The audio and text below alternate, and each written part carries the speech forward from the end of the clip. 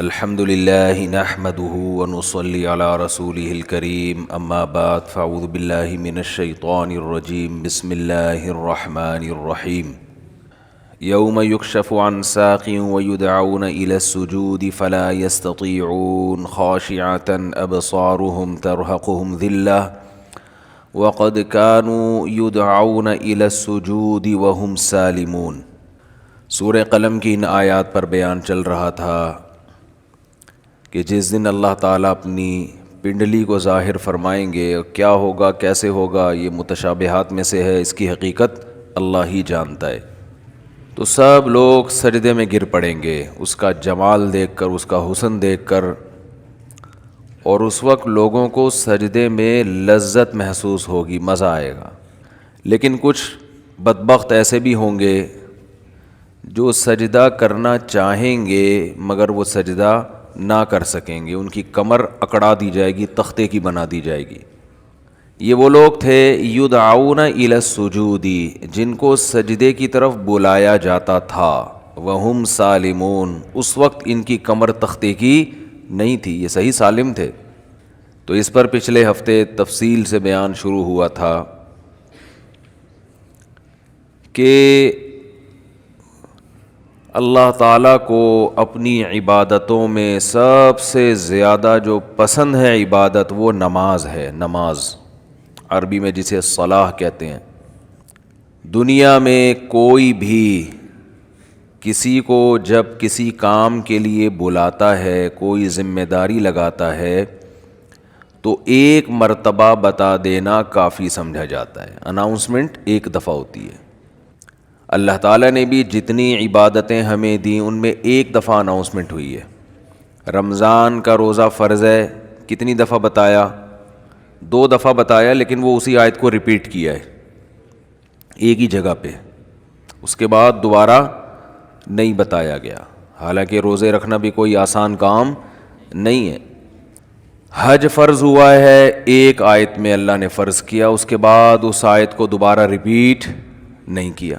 وَلِلَّهِ عَلَى النَّاسِ حِجُّ الْبَيْتِ مَنِ اسْتَطَاعَ إِلَيْهِ سَبِيلًا، لوگوں پر لازم ہے اللہ کے لیے کہ جو استطاعت رکھتے ہیں وہ بیت اللہ کا حج کریں، بس ایک دفعہ کافی ہے۔ اسی سے پوری دنیا صدیوں سے جو بھی مسلمان ہیں حج کرتے چلے آ رہے ہیں، لاکھوں روپے خرچ کرتے ہیں۔ لیکن نماز ایک ایسی چیز ہے جسے بار بار بار بار بار بار درجنوں بار قرآن میں بتایا گیا ہے، درجنوں بار۔ جہاں اہل ایمان کی صفات بیان کی، نماز اور زکوٰۃ بھی ساتھ میں۔ نماز ادا کرتے ہیں، زکوٰۃ دیتے ہیں، نماز ادا کرتے ہیں، خرچ کرتے ہیں، نماز ادا کرتے ہیں، غریبوں کو کھانا کھلاتے ہیں، نماز ادا کرتے ہیں، ہماری راہ میں خرچ کرتے ہیں۔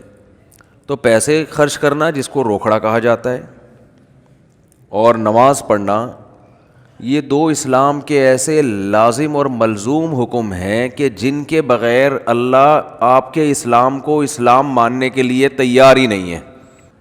انہیں کہا جاتا ہے شعائر اسلام میں سب سے بڑے شعائر۔ اگر کوئی آپ سے پوچھے نا کہ اسلام کے شعائر میں سب سے بڑے شعائر کون کون سے ہیں، تو آپ نے جواب دینا ہے سب سے پہلا نماز، اس کے بعد زکوٰۃ۔ شاعر کیا ہوتا ہے یہ بھی میں بتا دوں۔ ہر قوم کی ایک مخصوص پہچان ہوا کرتی ہے، ہر مذہب کی ایک مخصوص پہچان ہوا کرتی ہے، ہر ملک کی ایک مخصوص پہچان ہوا کرتی ہے جس سے وہ دوسروں سے جدا ہو جائے۔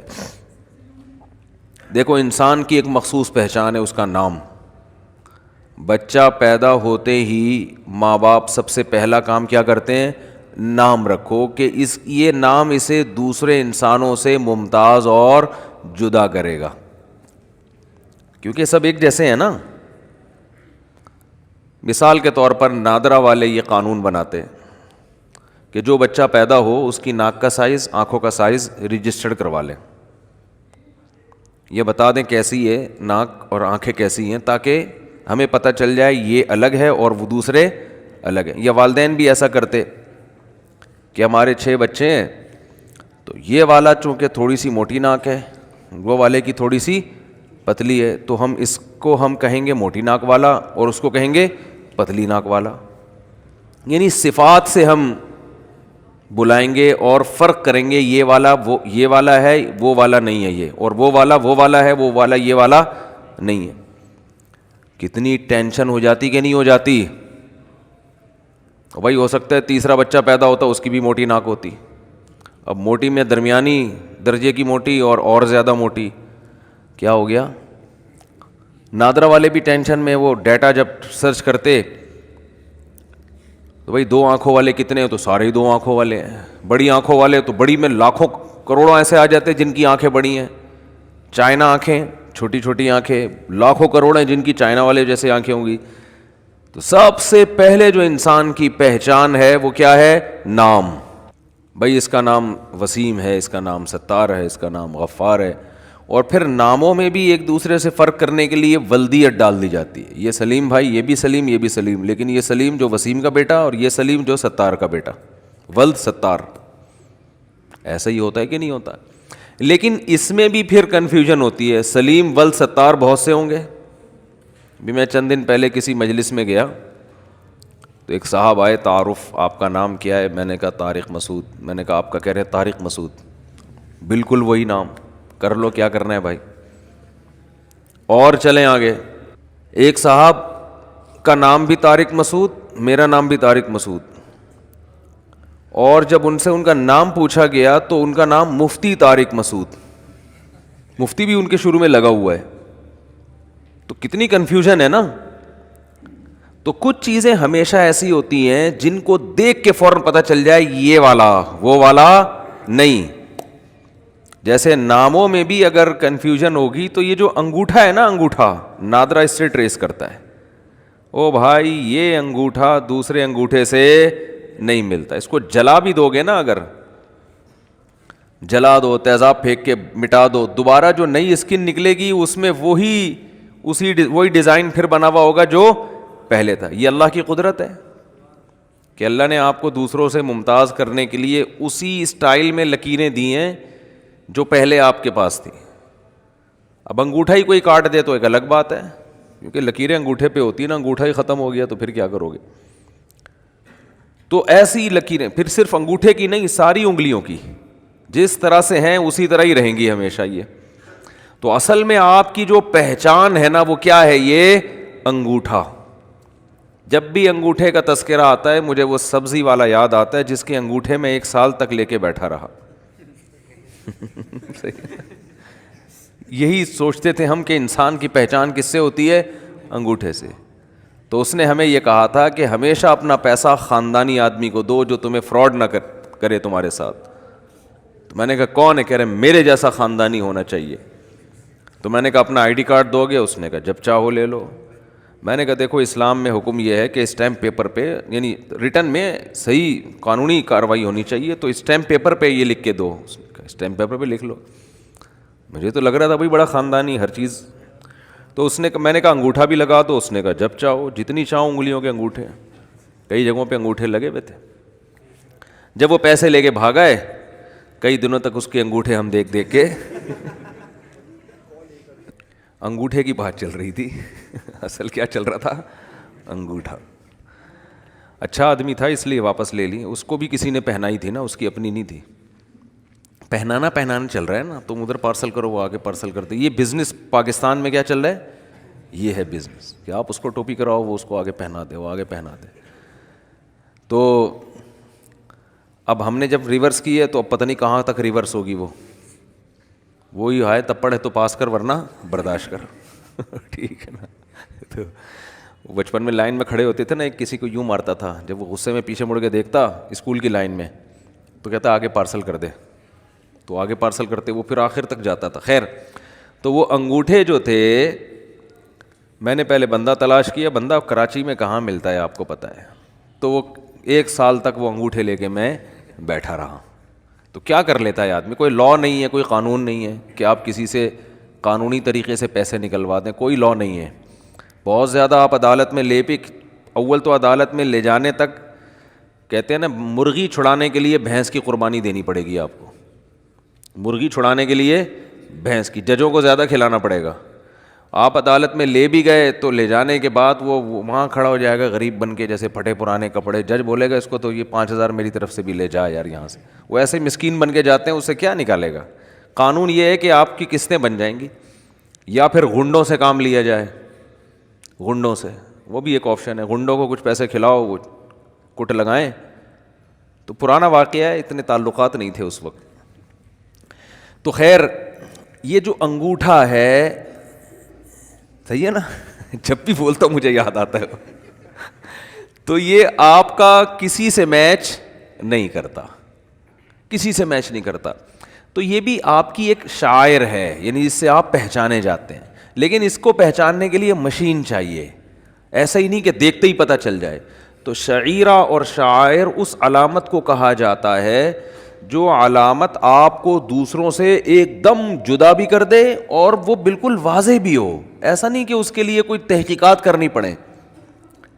تو دنیا کی ہر قوم کی ایک خاص علامت ہوا کرتی ہے، ہر مذہب کی. دیکھو کوئی بھی اگر ہندو ہے نا، ہندو، تو چند علامتیں ایسی ہیں جو ان میں کامن ہیں، ان سے فوراً پتہ چلے گا کہ یہ کیا ہے، ہندو ہے. اب ہندوؤں میں کچھ بڑے مذہبی ہوتے ہیں، وہ مندر جاتے ہیں، وہ بتوں کی عبادت کرتے ہیں. کچھ مذہبی نہیں ہوتے، تھوڑے سے لبرل ہوتے ہیں، وہ کیا کرتے ہیں، سال میں ایک آدھ دفعہ چلے گئے. اور کچھ بہت ہی لبرل ہوتے ہیں، وہ بالآخر کچھ بھی نہیں کرتے، لیکن وہ ہولی جو ان کی مذہبی تہوار آتا ہے نا، اس کو منا لیتے ہیں وہ. تو ہم یہ کہہ سکتے ہیں کہ ہندوؤں کا ہولی منانا یا ان کی عورتوں کا ماتھے پہ ٹیکا لگانا یہ ایک ایسا شعار ہے کہ اور کچھ ہو نہ ہو اس سے پتہ چل جاتا ہے کہ یہ کیا ہے، ہندو ہے. یہ ہر ایک نے کیا ہوا ہوتا ہے، یہ ہر ایک نہیں کیا ہوا ہوگا. حتیٰ کہ ان میں جو لبرل بھی ہوں گے، جو مذہب کو نہیں بھی مانتے، وہ بھی کچھ نہ وہ بھی ہولی منا لیتے ہیں. تو یہ شاعر کا یہ مطلب ہوتا ہے. کرسچن جو ہوگا، عیسائی جو ہوگا، اس کی سب سے بڑی علامت ہے صلیب. دنیا میں کہیں بھی ہوگا وہ صلیب کو عزت دیتے ہیں، وہ صلیب کا احترام کرتے ہیں. جو صلیب کا نشان ہے نا، اس کا وہ احترام کرتے ہیں. کہیں بھی ہوگا اگر کوئی عیسائی اس صلیب ہی کو نہیں مانتا، پھینک دے، تو اس کا مطلب یہ ملحد ہے، یہ عیسائی نہیں ہے. یہ عیسائیوں میں بگڑا ہوا عیسائی نہیں، بلکہ یہ وہ عیسائی ہے جو جس نے عیسائیت کو ترک کر دیا ہے. تو یاد رکھو، جیسے عیسائیوں کا یہ خاص شعار ہے صلیب کا نشان، ہندوؤں کا ایک خاص شعار ہے کہ ہولی تو منا ہی لیتے ہیں، وہ ٹیکا ان کی عورتیں ماتھے پہ لگا ہی لیتی ہیں، مخصوص ان کے لباس ہوتے ہیں. تو اسی طرح اسلام کی جو سب سے بڑی علامت قرآن و سنت نے ہمیں بتائی ہے نا، سب سے بڑی علامت، بعض لوگ کہتے ہیں توحید ہے. بھائی توحید تو اسلام میں داخلے کے لیے ضروری ہے نا، وہ شاعر تھوڑی ہے، وہ تو اسلام میں آپ کی انٹری اس کے بغیر تو ہو نہیں سکتی نا، اس کے بغیر تو اسلام ہی نہیں ہے. تو توحید کے بعد یعنی جو سب سے بڑی علامت جس سے آپ پتہ چلے کہ آپ مسلمان ہیں، وہ نماز ہے. اس لیے حدیث میں آتا ہے کہ مسلمان نماز چھوڑ سکتا ہی نہیں ہے. یہ ممکن ہی نہیں ہے کہ یہ مسلمان اور نماز چھوڑ دے، یہ پاسبل ہی نہیں ہے. آپ کہیں پاسبل تو ہے، ہمارے یہاں تو چھوڑ رہے ہیں لوگ، زیادہ تر چھوڑ ہی رہے ہیں. تو یہ صرف آپ کو یہاں ملے گا، بر صغیر میں، دنیا میں کہیں نہیں ملے گا. افغانستان میں ہر شخص نماز پڑھتا ہے، چاہے وہ چرس بھی پیتا ہوگا نا، نماز پڑھے گا. سعودی عرب چلے جائیں، شراب بھی اگر کوئی پیتا ہوگا نا عربی، نماز بولو نا کیا ہو گیا، پڑھے گا. لوگ ہمیں آ کے بتاتے ہیں یار میں رائل فیملی میں تھا، وہ ایک شیخ شراب پیتا تھا، نماز کے ٹائم میں نماز پڑھتا ہے، میری سمجھ میں نہیں آ رہا ان کے شرابی بھی نمازی ہوتے ہیں. میں نے کہا ان کو ہم لوگ سمجھ میں نہیں آتے، یہاں والے لوگ ان کی سمجھ میں نہیں آتے کہ یہ اپنے آپ کو مسلم بھی کہتے ہیں، پھر نماز کیسے چھوڑ دیتے ہیں. یہ تو کام عجیب وہ نہیں کر رہے، کام عجیب ہمارے ہاں ہو رہا ہے کہ اب کلمہ پڑھتے بھی ہیں اور نماز بھی ضائع کر دیتے ہیں. ہمارے ایک دوست ہیں قاری صاحب، قاری سعد نعمانی کا نام تو سنا ہوگا، بڑے مشہور قاری ہیں، اکثر سلام دعا رہتی ہے. انہوں نے مجھے ایک واقعہ سنایا، ان کی رائل فیملیز میں بہت آنا جانا ہوتا ہے، کیونکہ عرب میں ایک اچھی عادت ہے کہ جیسے بھی ہوں قرآن سے بڑی محبت ہے ان لوگوں کو. عمل میں کوتاہی اپنی جگہ، لیکن قرآن کی تلاوت کے پروگرام اور قاریوں کے ساتھ تعلق یہ عرب میں بہت ہے. تو جو بڑے بڑے مشہور قاری ہیں نا، ان کو عرب کے بڑے بڑے یعنی جو بادشاہ ہے وہ انوائٹ کرتے ہیں. ہمارے یہاں تو قاریوں کو کوئی لفٹ، کبھی سنا وزیر اعظم نے قاری صاحب کو بلایا؟ کبھی سنا؟ یہاں وہ رواج نہیں ہے. عربوں میں کیونکہ ان کی زبان میں قرآن نازل ہوا نا, تو وہ قرآن سننے کے شوق رکھتے ہیں, ان کی سمجھ میں بھی آتا ہے, چاہے وہ عمل نہ بھی کریں لیکن سنتے ہیں. مصر میں آپ جائیں, جیسے ہمارے ہاں بسوں میں گانے لگے ہوتے ہیں, ایسے وہاں بسوں میں تلاوت لگاتے ہیں لوگ. اور میں عربوں کے ساتھ رہا بھی ہوں, بہت زیادہ قرآن سنتے. میں نے عربوں کے ہاتھ میں ریڈیو دیکھے, بہت پرانی بات ہے, 20 سال ہو گئے, ہمارے یہاں مدرسے میں آیا کرتے تھے بہت. تو وہ کیا کرتے تھے کہ وہ جب فارغ بیٹھے تلاوت سننا شروع. ہمارے یہاں تلاوت سننے کا ایسا ٹرینڈ نہیں ہے. تو کہتے ہیں میں نے کسی عرب ملک میں جانا ہوا, وہاں رائل فیملی کے کچھ لوگ, تو ایک شہزادہ جو تھا وہ کہیں عیاش ہوگا, شراب کے نشے میں نشے میں مدہوش, اس کو لایا گیا نا کہ بھائی یہ پتہ نہیں کہاں سے ملا ہے شاہی محل میں. کہہ رہے میں بھی بیٹھا ہوا. اس کو جیسے ہی لے کر آیا, نماز کا ٹائم نکل رہا تھا, فوراً اس نے وضو کیا ایسے کر کے نا, جلدی جلدی نماز پڑھ رہے ہیں. ہم نے کہا یار یہ دیکھو, ایک طرف عیاشی دیکھو, نماز کا ٹائم نکل رہا ہے تو اس کو نہیں نکلنے دینا, وہ تو پڑھنی ہی پڑھنی ہے. وجہ کیا ہے؟ دیکھو, اپنے آپ سے اسلام کا نام ہٹانے کے لیے مسلمان جلدی تیار نہیں ہوتا کہ اسلام کا نام ہی میرے نام سے ہٹ جائے. جیسا مرضی گنہگار ہو جائے, آپ یہ تو کبھی نہیں چاہو گے نا کہ شناختی کارڈ میں مذہب کے خانے میں آپ کو قادیانی لکھ دیں. کوئی چاہے گا یہ؟ آپ کو غیر مسلم لکھ دیں؟ بھائی جو بھی ہے, ہم یہ کہتے ہیں ایک نام ہی تو رہ گیا ہے, اور تو ہمارے پاس کچھ بچا نہیں ہے. تو یہ نام, ہمارے نام سے یہ لیبل نہیں ہٹنا چاہیے. تبھی ہم جب بھی کوئی غیر مسلم بھی ہم سے پوچھتا ہے آپ کا مذہب کیا ہے, ہم فوراً کہتے ہیں کیا ہے؟ اسلام. حالانکہ نہ داڑھی ہوتی ہے, نہ جناب اور کوئی ڈھنگ کے اسلام والے کام کر رہے ہوتے ہیں, لیکن ہم کہتے ہیں وہ بات کی بات ہے, لیکن ہے ہم کیا؟ بولو مسلم ہے. کہتے ہیں کہ نہیں کہتے؟ اور اگر وہ کہتے نہیں یار تم مسلم نہیں ہو, تم تو ڈرامے باز ہو, تم تو ہندو ہو, تم اپنی شادیوں کے طریقے دیکھو تو ہندوؤں والے طریقے ہیں, تم ہندو ہو. اگر غیرت ہوگی, غصہ آئے گا کہ نہیں آئے گا؟ بلکہ آتا ہے غصہ, اتنی غیرت الحمدللہ مسلمانوں میں ہے. او بھائی تو مجھے ہندو کیوں کہہ رہا ہے؟ اب وہ ہندو جواب میں کہ تو کیا ہندو پڑھے لکھے نہیں ہوتے؟ کیا ہندو انسان نہیں ہوتے؟ آپ بولو وہ پڑھے لکھے بھی ہوتے ہیں, انسان بھی ہوتے ہیں, لیکن آپ مجھے ہندو نہیں کہہ سکتے. اتنی بڑی گالی سمجھی جاتی ہے, آپ مجھے عیسائی کہہ دو. ہمارے ایک دوست ہے, وہ کوئی ایک لڑکا آیا ملنے کے لیے نا, باہر سے آیا تھا, وہ پہچان نہیں گیا. اس کے چہرے سے ایسا لگ رہا تھا جیسے کسی اور مذہب کا ہے. وہ بعض دفعہ پہچانا جاتا ہے نا انسان اپنے. تو وہ دوست جو تھا میرا, وہ اس نے احتیاط نہیں کی, اس نے کہا آپ کرسچن ہیں یا آپ؟ اس کو ایک دم اس کو غصہ آ گیا, بھائی میں تمہیں کرسچن لگ رہا ہوں؟ تو میں نے بھی اس دوست سے کہا, میں نے کہا ایسے کسی کو اس طرح نہیں بولا کرو یار. حالانکہ وہ بیچارہ ایسا ہی لگ رہا تھا, کوئی زیادہ باعمل مسلمان نہیں لگ رہا تھا وہ, لیکن اس کو غصہ آ گیا کہ یار مجھے کیا کہہ دیا کرسچن. حالانکہ کرسچن ہم سے زیادہ پڑھے لکھے ہیں. انگریز سارے کیا ہیں؟ کرسچن ہی ہیں نا. سارے عیسائی ہیں, بڑے بڑے سائنسدان یہودی یا عیسائی ہیں. اب آپ کو چونکہ عیسائیوں میں اتنے بڑے بڑے سائنٹسٹ پیدا ہوئے اور اتنے زبردست, امریکہ کا صدر بھی عیسائی ہے بھائی, اتنے اللہ نے عزت دی ہے, لہذا آج سے میں تجھ کو معاذ اللہ پیار سے عیسائی کہا کروں گا. آپ بولو بھائی ہم بھنگی چماری جو ہے نا, اگر مسلمان ویسے ہیں نہیں, لیکن ایک مثال دے رہا ہوں, بھنگی چمار بھی ہوں, لیکن ہم نام کے ساتھ اسلام کا لاحقہ نہیں ہٹائیں گے. راحت اندھوری کا ایک شعر ہے, مگر ایک ایمان باقی ہے, اسے بڑا وہ یاد نہیں آ رہا مجھے شعر. اس شعر کا یہی مفہوم ہے کہ اور تو ہمارے پاس کچھ نہیں ہے, ایک نام رہ گیا ہے. تو یاد رکھو یہ نام بچانے کے لیے نا آپ کو نماز پڑھنی پڑے گی. یہ پوری تقریر کا خلاصہ یہ ہے. یہ نام اللہ اس وقت تک نہیں مانتا جب تک آپ نماز نہیں, 5 ٹائم نماز کی پابندی نہیں کرتے. اللہ اس نام کو مانتا ہی نہیں ہے. تبھی اللہ نے اپنے نبی کی زبان سے کسی اور جرم پر اتنے بڑے کفر کا حکم نہیں لگایا جتنا نماز چھوڑنے پر لگایا ہے. بخاری مسلم کی حدیث ہے, حضرت عبداللہ ابن مسعود رضی اللہ عنہما فرماتے ہیں کہ ہم نبی صلی اللہ علیہ وسلم کے دور میں کسی گناہ کو کفر نہیں سمجھتے تھے. کوئی بھی گناہ ہو جاتا نا, زنا بھی ہو جاتا کسی سے, ہم سمجھتے مسلمان ہے مگر اس سے کیا ہو گیا؟ زنا ہو گیا. ہم سمجھتے تھے مسلمان ہے مگر اس سے کیا ہو گئی؟ چوری ہو گئی, اس کا ہاتھ کاٹ دیا چوری کی وجہ سے. مسلمان ہے بھائی, ہاتھ کٹ گیا. مسلمان ہے بھائی, اس نے یہ کر لیا, اس نے یہ کر لیا, جو جرائم ہوتے ہیں دنیا میں. لیکن کہا فرمایا کہ ہم نماز چھوڑنے والے کو مسلمان نہیں سمجھتے تھے, اسلام سے خارج سمجھتے تھے.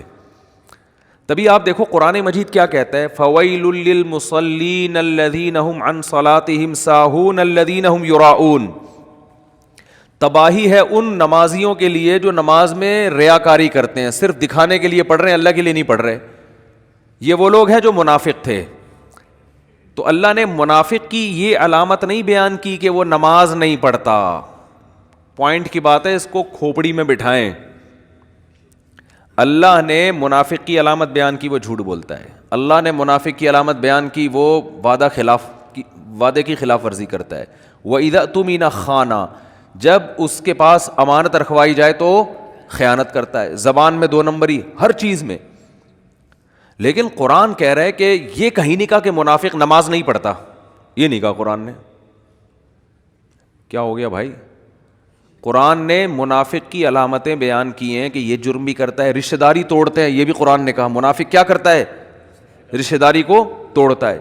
یفسدون فی الارض، زمین میں فساد مچاتا ہے، ادھر چولیاں لگانا، ادھر سے ادھر، ادھر کی ادھر، ادھر کی ادھر کر کے لوگوں کو آپس میں لڑوانا، فتنہ پھیلانا، اجتماعیت کو توڑنا، مالداروں کو غریبوں پہ خرچ کرنے سے روکنا، یہ سارے کام کرے گا. قرآن میں ایک جگہ بھی نہیں ہے کہ نماز نہیں پڑھتا منافق، یہ نہیں ہے. ارے بھائی جب اتنے بڑے بڑے جرم کر سکتا ہے تو نماز تو سب سے مشکل چیز ہے نا، مشکل عبادت ہے، تو وہ کیوں پڑھ رہا ہے منافق؟ ارے منافق کو کیا ضرورت ہے؟ جب تم جھوٹ بول سکتے ہو، نبی کے خلاف لوگوں کو ورغلا سکتے ہو، تو نماز بھی گول کر دو. قرآن کہہ رہے ہیں نا نا نا نا نا، منافق نماز کا بڑا سخت پابند ہوتا ہے. فویل للمصلین، تباہی ہے ان منافق نمازیوں کے لیے جو پکے نمازی ہیں. یعنی منافق کی علامت ہے کہ وہ نماز پڑھتا ہے، لیکن کیوں؟ یراؤن، صرف نبی اور صحابہ کو دکھانے کے لیے، اللہ کے لیے نہیں پڑھتا وہ. اس سے پتہ چلتا ہے کہ منافق بھی نماز نہیں چھوڑتے تھے. ان کو پتا تھا کہ اگر نماز چھوڑ دی تو لوگوں کو پتا چل جائے گا کہ یہ اسلام سے اس کا تعلق نہیں ہے. تو یہ شو کرنے کے لیے کہ ہم مسلم ہیں، ہمیں مسلمانوں جیسا سلوک کرو، ہمیں مسلمانوں کے قبرستان میں دفناؤ، ہماری مسلمان عورتوں سے شادیاں کرو، جب میدان جنگ میں فتح ہوتی ہے تو مال غنیمت میں ہمیں بھی حصہ دو. یہ تمام کی تمام مسلمانوں والی فیسلٹیز حاصل کرنے کے لیے منافق کو بھی نماز باجماعت میں حاضری دینا پڑتی تھی، یہ شو کرنے کے لیے کہ میں کیا ہوں؟ مسلم ہوں. اور آج پکے مسلمان کو بھی حاضری دینے کی ضرورت، بولو بھائی، نہیں ہے. پکا مسلمان ہوگا، دفن ہونا چاہتا ہے مسلمانوں کے قبرستان میں، اس کام کے لیے اس کو پوری زندگی نماز نہ پڑھے کوئی فرق. بولتے کیوں نہیں؟ بولو نا یار. نہیں پڑھتا، پوری زندگی نماز نہ پڑھے. مسلمان لڑکی سے شادی کرنا چاہتا ہے، اس کے لیے نہ اس لڑکی کو ضرورت ہے کہ اپنا مسلمان نمازی ہونا ثابت کرے، نہ لڑکے کو، ویسے ہی نکاح ہو جاتا ہے. چل بھائی، ہے سب بے لگام اونٹ نہیں ہوتے جیسے. تو یہ وہ نہیں ہے جو جس پہ صحابہ اور تابعین تھے. یاد رکھو، یہ ہمارا اپنا اسلام ہے جو شاید قیامت میں مسترد ہو جائے، شاید مسترد ہو جائے. تو اس لیے اسلام کی جو سب سے پہلی علامت ہے کہ ہندو جب آپ کو دیکھے گا تو اسے پتہ چل جائے گا کہ مسلمان ہے، وہ کیا ہے؟ جیسے ہی یدعون الی السجود، قرآن کہتا ہے جب سجدے کے لیے بلایا جاتا ہے، حی علی الصلاۃ کی ندا لگتی ہے، تو یہ اس ندا پر لبیک کہتا ہوا مسجد کی طرف جاتا ہے. 5 ٹائم نماز پڑھتے ہیں. یہ علامت ہے سب سے بڑی کہ جو آپ کو فرق کرے گی کہ یہ مسلم ہے اور یہ نن مسلم ہے، یہ غیر مسلم ہے، یہ مسلم ہے. تو یہ جو ہمارے ہاں اتنا حساب چل رہا ہے نا، اندھی چل رہی ہے، بالکل پڑھتے ہی نہیں نماز. اور جو پڑھ رہا ہے اس کو سمجھتے ہیں بہت نیک ہے، یہ کیا ہے؟ بہت زیادہ نیک آدمی ہے. ایسا نہیں ہے بھائی. ٹھیک ہے، جو پڑھ رہا ہے نا وہ تو ابھی پہلی سیڑھی پہ آگے کھڑا ہوا ہے، اس نے اپنا مسلمان ہونا ثابت کر دیا ہے کہ میرا مذہب کیا ہے؟ اسلام ہے. باقی چیزیں تو بات کی ہیں. تبھی دیکھو رسول اللہ صلی اللہ علیہ وسلم نے جو جنتیوں کی اور جہنمیوں کی علامتیں بیان کی، عجیب حدیث ہے. حدیث میں آتا ہے رسول اللہ صلی اللہ علیہ وسلم نے ارشاد فرمایا کہ جب جنتی جنت میں چلے جائیں گے اور اہل جہنم جہنم کی آگ میں چلے جائیں گے، اللہ ہم سب کو بچائے، تو جو جنتیوں کے جو ریلیٹیوز ہوں گے، چاہے وہ رشتہ داری کا تعلق ہو، دوستی یاری کا تعلق ہو، ان جنتیوں کو اپنے وہ جو دوست احباب ہیں نا, جب وہ دیکھیں گے کہ جنت میں وہ مارکیٹ سے کیا ہیں, شارٹ ہیں. دنیا میں تو ملا, پہلے تو ان کو اپنی فکر ہوگی کہ ہم کسی طرح جنت میں چلے جائیں. شروع میں تو حالت یہ ہوگی, یوم یفر المرء من اخیہ و امہ و ابیہ و صاحبتہ و بنیہ, وہ دن جس دن انسان اپنے باپ سے دور بھاگے گا, اپنی ماں سے دور بھاگے گا.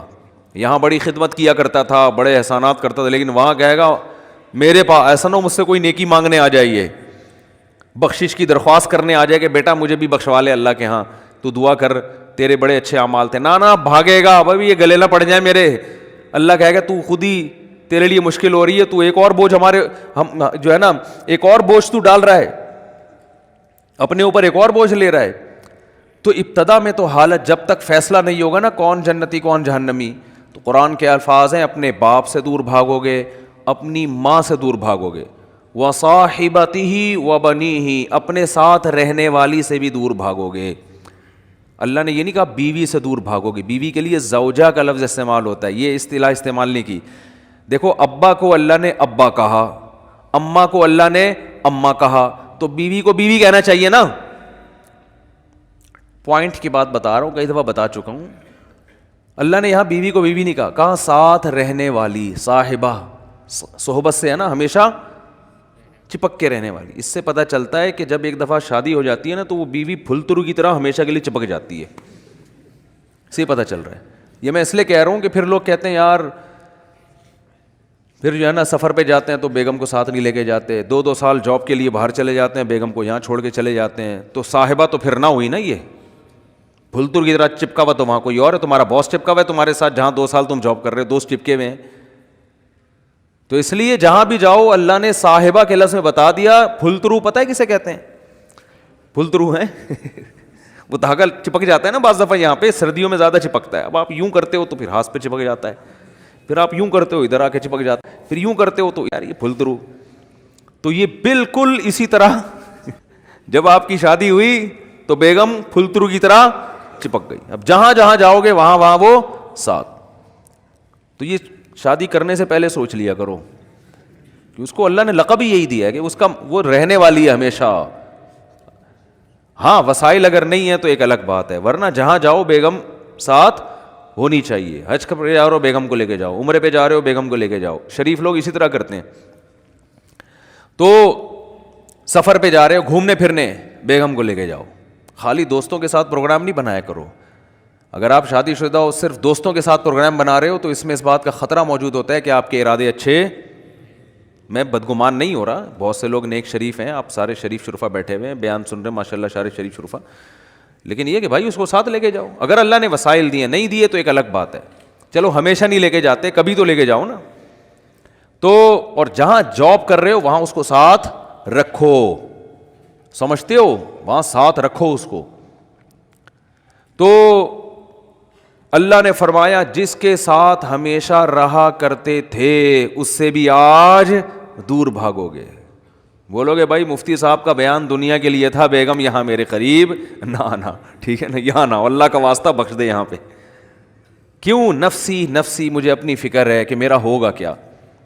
وصاحبتہ وبنیہ, اپنے بیٹوں سے دور بھاگے گا, کیونکہ بیٹیاں تو بہرحال رخصت ہو کے چلی جاتی ہیں, بیٹے تو ہمیشہ اپنے ساتھ رہتے ہیں, ان سے دور بھاگے گا. ایک اور جگہ فرمایا وَأَخِيهِ, بھائی سے دور بھاگے گا. وَفَصِيلَتِهِ الَّتِي تُؤْوِيهِ, اور جس خاندان نے پوری زندگی اس کو ٹھکانہ دیا, اپنے گھر میں رکھا, باپ ماں اور پوری فیملی, اس خاندان سے مکر جائے گا, وہاں سے دور بھاگے گا. تو شروع میں تو یہ حالت ہوگی کہ میرا بنے گا کیا, بس یہ فکر. لیکن جب پتہ چل جائے گا بھائی تیرا اعمال نامہ دائیں ہاتھ میں دیا جا رہا ہے, جب اعمال نامہ دیا جائے گا نا, فَأَمَّا مَنْ أُوتِيَ كِتَابَهُ بِيَمِينِهِ, جس کے دائیں ہاتھ میں دیا جائے گا, بالکل ایسے کاؤنٹنگ ہوگی, بلکہ تولا جائے گا نیکیوں کو. ہم سمجھتے ہیں, دیکھو ملحد لوگ جو خدا کا انکار کرنے والے, مذہب کا انکار کرنے والے کہتے ہیں ہم پیدا ہو کے مر گئے, ختم, ان ہی الا حیاتنا الدنیا. قرآن نے ان کی الفاظ کو بھی ذکر کیا ہے کہ ہماری دنیا کی زندگی ہے, نموت و نحیا, ہم مرتے ہیں پیدا ہوتے ہیں, وما یہلکنا الا الدہر. اور یہ جو موت اور زندگی ہے خدا کے ارادے سے نہیں ہے, یہ زمانے کے تصرفات ہیں. زمانہ ہے جو مارتا بھی ہے. بس ایک آدمی ٹرک کے نیچے آ کے مر گیا تو اس لیے تھوڑی اللہ نے مارا ہے, تو ٹرک کے نیچے آیا ہے نا, تو جو بھی چیز ٹرک کے نیچے آئے گی وہ تو مرے گی. وہ یہ بات کرتے ہیں. بہت مشکل ہے بھائی. بھائی دیکھو ایگزامینیشن ہال میں اگر آپ بیٹھے ہوئے ہو تو ٹائم ختم ہوتا ہے, آپ کو کمرے سے باہر نکالا جاتا ہے کیونکہ اب امتحان کا ٹائم کیا ہو گیا, ختم. ایک باقاعدہ ارادے کے تحت ایک کام ہوتا ہے نا, تو اس سے پتہ چلتا ہے یہ ایگزامینیشن ہال ہے, بعد میں رزلٹ اناؤنس ہوگا. لیکن آپ بیٹھے ہوئے ایک دم دھماکہ ہوا اور پوری ایگزامینیشن ہال کی دیواریں اڑ گئیں اور آپ دھڑ دھڑ دھڑ جا کے باہر آ کے گرے, تو آپ کہو گے نکالا نہیں گیا, خود بخود نکلے ہم. کسی ارادے کے تحت نکالا نہیں گیا ہے. یہ تو ویسے ایک اتفاق ہو گیا کہ دھماکہ ہو گیا, چھتی غائب ہو گئی تو ہم نکل گئے, خود ہی میدان ہی بن گیا. یہ تو ملحد یہی دلیل, یہی بات کرتا ہے کہ یار یہ کوئی ارادے کے تحت تھوڑی ہمیں دنیا میں نہ لایا جاتا ہے ارادے کے ساتھ اور نہ نکالا جاتا ہے. دنیا میں آنا بھی ایک اتفاقی حادثہ ہے, ایک سائنٹیفک حقیقت ہے, اور دنیا سے نکلنا بھی کیا ہے, ایک سائنٹیفک حقیقت ہے. کوئی جا رہا ہوتا ہے باہر, ٹرک والا آیا کچل کے چلا گیا تو کوئی حساب کتاب نہیں, وہ ٹرک نے کچل دیا تو مر گئے, ختم, اور مر کے مٹی ہو گئے, ختم. اب اس مٹی میں پودے اگاؤ, آپ اس کو کھاد کے طور پہ استعمال کرو, بس. تو یہ بات ہمیشہ سے ملحد لوگ کہا کرتے تھے, ان ہی الا حیاتنا الدنیا, یہ صرف ایک دنیا کی زندگی ہے, اس کے بعد کوئی زندگی دوبارہ نہیں ہے. نموت و نحیا, یہاں اتفاق سے پیدا ہو رہے ہیں اور اتفاق سے ختم ہو رہے ہیں. وما یہلکنا الا الدہر, زمانہ ہمیں مارتا ہے. کوئی کرنٹ سے مر گیا تو اللہ نے تھوڑی مارا ہے, وہ کہتے ہیں تو کہ ایسی والوں کی غفلت ہے. اب بجلی کا تار نکلا ہوا ہے, اس نے انگلی لگا دی تو چپک گئے, اور جو ان کو بچانے کے لیے جاتا ہے تو وہ درمیان والا بچ جاتا ہے, بچانے والا کیا وہ سارا کرنٹ ادھر ٹرانسفر کر دیتا ہے, کہہ رہے پارسل کا خاص انتظام ہے نا. تو یہ تو زمانہ ہے, یہ تھوڑی ہو رہا ہے. تو بھائی یہ دیکھنے میں اتفاقی چیزیں ہیں ساری, مگر یہ ارادے کے تحت ہو رہی ہیں. اس پر تو میں بھی بیان نہیں کروں گا کیونکہ پھر میرا وہ سارا بیان ملحدوں کے خلاف ہو جاتا ہے جو ایتھیسٹ ہے نا, تو وہ پھر سارا ٹاپک پورا چینج ہو جائے گا. کہتے ہیں کہ کسی نے, موت کے فرشتے نے اللہ سے پوچھا کہ اللہ تو نے میرے ذمے ایسا کام لگا دیا ہے کہ ساری دنیا مجھے برا بھلا کہے گی. بھائی کوئی فرشتے بارش برسانے والے سب کہتے ہیں ماشاء اللہ بڑا اچھا فرشتہ ہے, کچھ فرشتے جو ہے نا وہ اور اچھے اچھے کام کرتے ہیں, میرا کام کیا ہے, روح نکالنا. تو اللہ میرا تو نے کام ایسا لگایا ہے, یہ ایسی کتابوں میں لکھا ہے, کوئی مستند ہے یا نہیں ہے مجھے نہیں پتا, لیکن اس کا جو مضمون ہے نا وہ بالکل ٹھیک ہے کہ اللہ میرے ذمے کام ایسا لگا ہے بندوں کو مارنا. تو جب بھی میرا نام آئے گا پبلک کے سامنے, لوگوں کے اچھے جذبات نہیں ہوں گے. موت کا فرشتہ ہے بھائی, ایک دم سن کے غصہ آتا ہے نا, تو ہے کیوں کہتے ہیں نا لوگ, جب بھی آئے گا موت کا فرشتہ تو کوئی دوستی لگانا چاہے گا اس سے. دیکھو یہاں ہمیں پتہ چل جائے یہ فرشتہ ہے جو بادلوں کو دھکیلتا ہے, ہواؤں کو چلاتا ہے. ہمیں پتہ چل جائے کوئی فرشتہ انسانی شکل میں آئے ہوئے, سب اس کو انوائٹ کریں گے, گلے ملیں گے, بھائی بڑا اچھا کام کرتے ہو یار تم. لیکن پتہ چل جائے یہاں موت کا فرشتہ بیٹھا ہوا ہے, تو موت کے فرشتے نے کہا اللہ تو نے میرے ذمے ایسا کام لگا دیا. تو کہتے ہیں اللہ میاں نے فرمایا کہ دیکھ تیرے ذمے کام تو لگایا لیکن بلی تیرے اوپر نہیں آئے گی, بلی ٹرک والے پہ آئے گی. ٹھیک ہے, بلی آئے گی KESC والوں پہ, کہ جب بجلی نہیں تھی ایک دم اچانک چھوڑ دی, ٹھیک ہے نا, اور اپنے ہی بندے ان کے گر رہے ہوتے ہیں زیادہ تر. جو بجلی کا کام کرنے اوپر چڑھا ہوا ہوتا ہے نا, زیادہ تر بیچارہ وہی گر رہا ہوتا ہے. تو جو اپنے ملازمین کو نہ بچا سکے میرے بھائی, وہ تمہیں کہاں سے بچائیں گے. تو اللہ نے فرمایا کہ اس طریقے سے لوگوں کو موت دوں گا, کوئی نہ کوئی اس کا ظاہری سبب ہوگا, وہ سبب ہوگا, لوگ اس سبب کی طرف نسبت کریں گے. یہ کرونا سے مرا ہے, لوگ یہ تھوڑی دیکھیں کہ کرونا لانے والا کون ہے, اللہ ہے. اللہ کو اختیارات ہیں, وہ آج ایک بیماری ختم ہوئی ہے کل دوسری لے آئے, کل پرسوں تیسری لے. آپ ویکسین بناتے رہو, کس نے منع کیا ہے آپ کو؟ آپ وہ کرو جو آپ کر سکتے ہو, اللہ وہ کرے گا جو وہ کر سکتا ہے. اور کن کن حادثات سے بچو گے, زلزلے آ جائیں گے, زلزلے کی کوئی ویکسین ہے؟ زلزلے کی تو کوئی ویکسین نہیں ہے بھائی, جب کوئی دیوار گرے گی تو مرو گے. اور جو اتنے ترقی یافتہ کنٹریز ہیں زلزلوں سے نہیں بچا سکتے اپنے آپ کو. وہ زلزلہ پروف عمارتیں بنا دی جو جھولتی رہتی ہیں, لیکن وہ بھی ایک حد تک, اس سے زیادہ تیز جھٹکا آیا تو وہ بھی گرے گی. دیکھو نا چند سال پہلے جاپان میں کیسا زلزلہ آیا, چائنا میں زلزلہ آیا چند سال پہلے, پوری کہتے ہیں ایک بستی غائب ہو گئی. تو نہیں روک سکتے حادثات سے, ہاں اپنی طرف سے جو حفاظت کر سکتے ہو بس وہ کرو.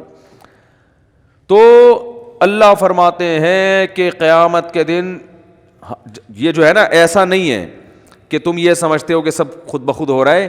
ایک ایک چیز کا. ما لہذا الکتاب لا یغادر صغیرۃ ولا کبیرۃ الا احصاها.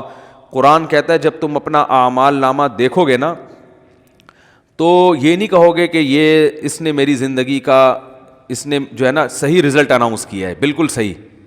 دیکھو آپ نے اگر امتحان میں اچھا پرچہ نہیں کیا ہوتا تو جو آپ کو توقع ہوتی ہے اسی کے حساب سے جب نمبر مل جائیں تو آپ کو تعجب نہیں ہوتا. آپ کو تو یار مجھے لگ رہا تھا کہ 60-65 کے درمیان ہی میرے نمبر آئیں گے, تو واقعی 63 نمبر ہیں تو بالکل صحیح نمبر ہیں, گھپلا نہیں ہوا.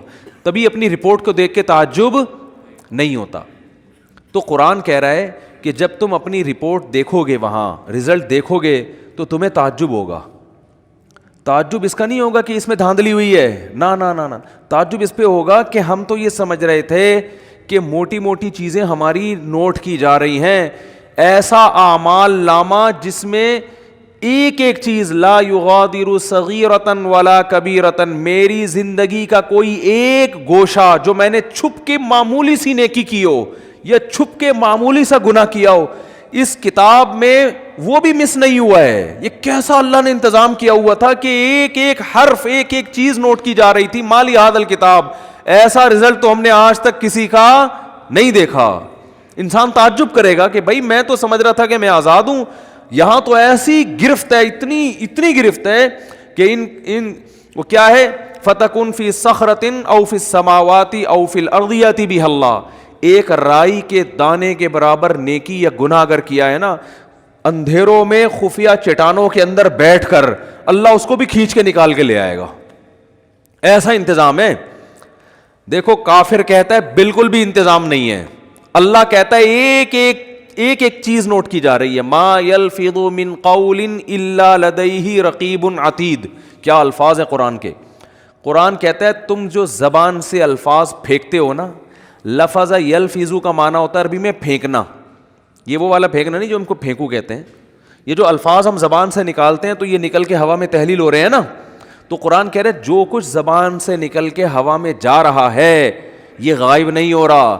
لدینا رقیب, ایک رقیب کسے کہتے ہیں, نگرانی کرنے والا. جیسے کوئی خفیہ ایجنسی کا آدمی دیکھ رہا ہو, ٹریس کر رہا ہو بندہ جا کہاں رہا ہے. یہ CID والے چیک کر رہے ہوتے ہیں نا چور کو.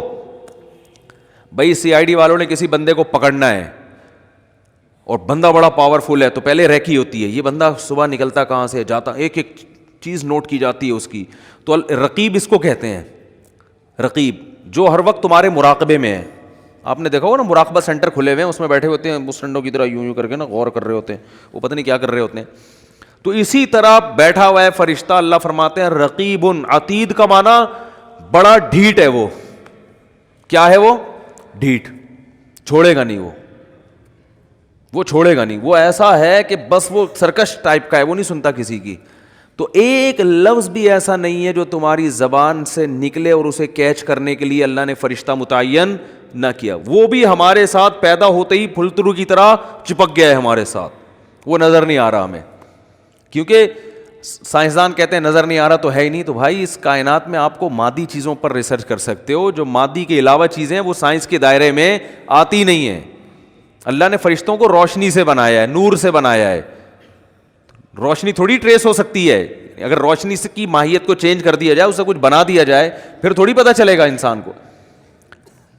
تو وہ روشنی نور کے بنے ہوئے فرشتے ہیں. اللہ فرماتے ہیں ایسے ڈھیٹ اور ایسے رقیب ہیں کہ تمہاری زبان سے ایک حرف بھی نہیں نکلتا جس کو وہ محفوظ نہ کر رہے ہوں, وہ سیو ہو رہا ہے سب کچھ. تو قرآن میں کہتا ہے قیامت کے دن انسان کہے گا ما لہذا الکتاب. یہاں تک قرآن نے کہا یعلم خائنۃ الاعین, آنکھوں کی خیانت بھی کیا ہو رہی ہے, نوٹ. خیانت کسے کہتے ہیں, یعنی معمولی سی آپ آنکھ گھماتے ہو نا, جو اللہ نے امانت دی ہے آپ کو, اس امانت میں ذرا سی خیانت. گلی سے انٹی کی انٹری ہوئی, انٹی نے جانا ادھر ہے, آپ باتیں کر رہے ہو مفتی صاحب سے, اور مفتی صاحب سنا, ایک دم آپ کو خیال ہوا انٹی گزری ہیں, ایک دفعہ تو دیکھنا بنتا ہی ہے.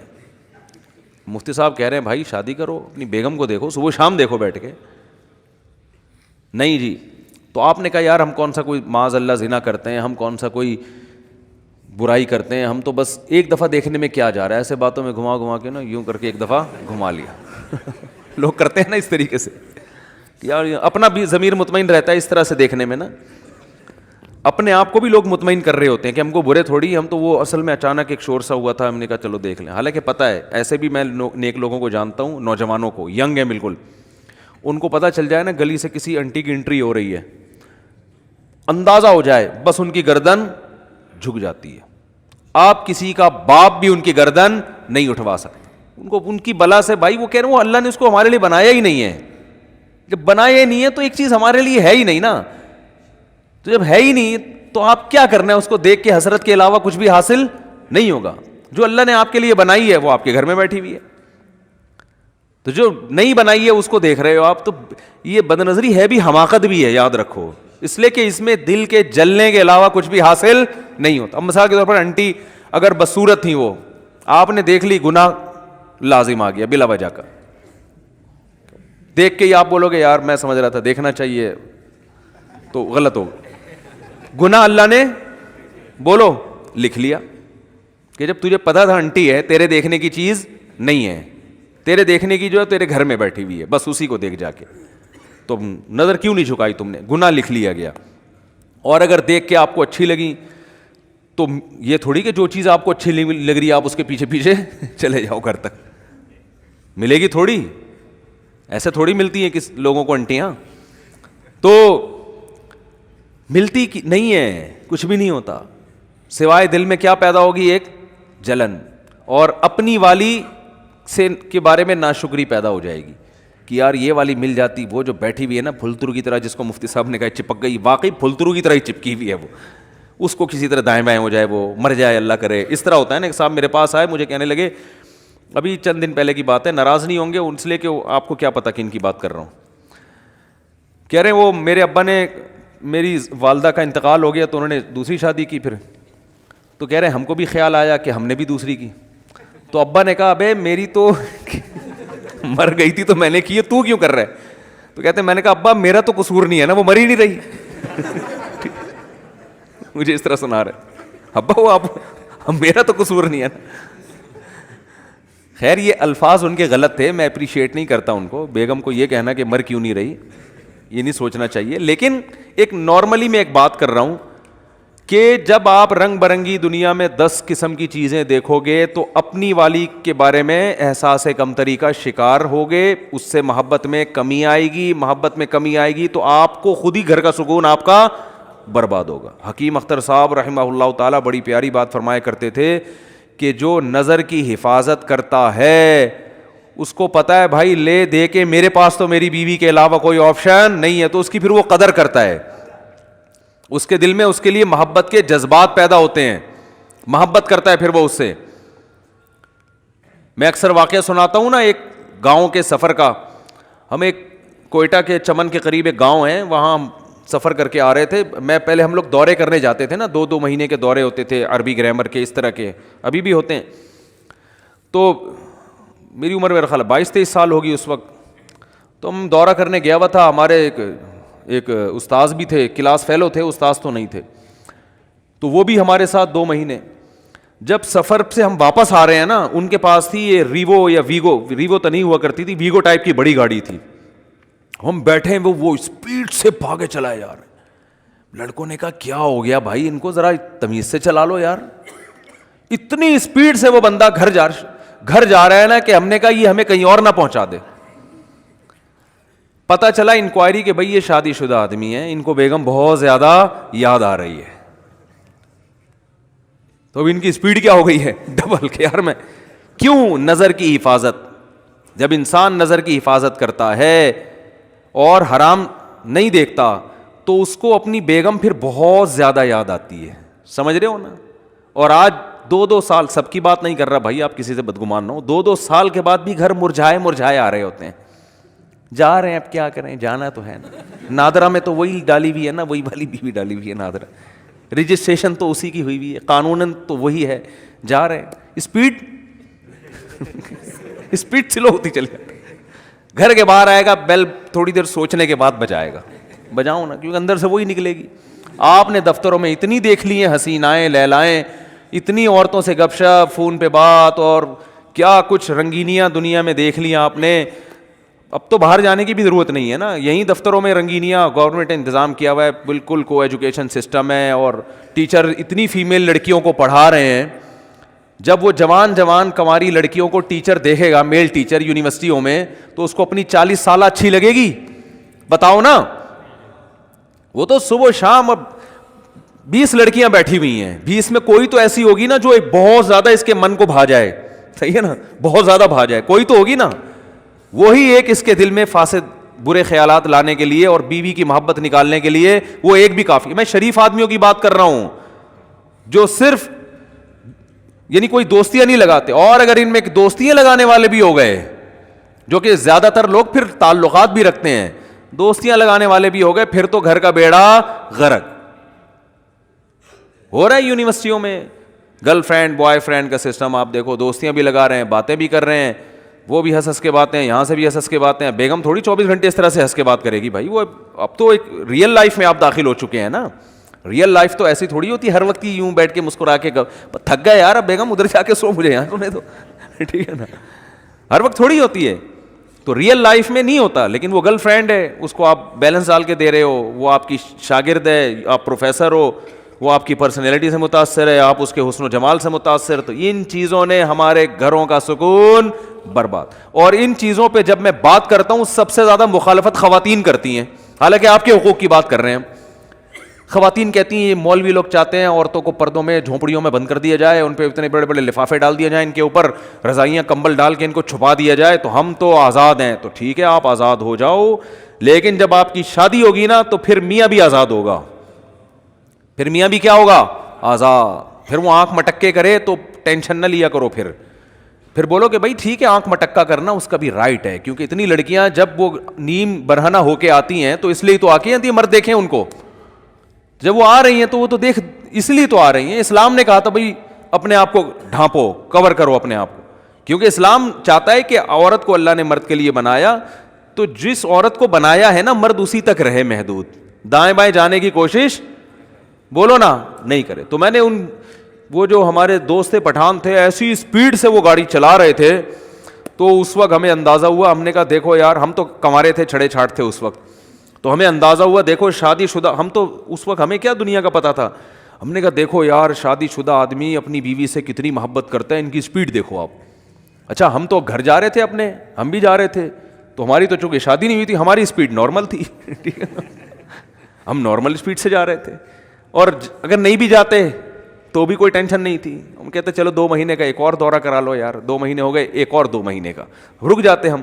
اب ہم سے بھی نہیں رکا جاتا, ہم سے بھی نہیں رکا جاتا. جب انسان کی شادی ہو جاتی ہے پھر اس کو گھر اچھا لگتا ہے, دل چاہتا ہے میں گھر میں زیادہ ٹائم گزاروں, سفر اس پہ مشکل ہو جاتی ہے اس کے لیے. لیکن اگر آپ عیاشی کرو گے میرے بھائی, آپ آنکھ مٹکوں میں زیادہ دل لگاؤ گے, تو پھر گھر آپ کو ٹینشن لگنے لگے گا. محبت ہوگی مگر اتنی نہیں جتنی ہونی چاہیے.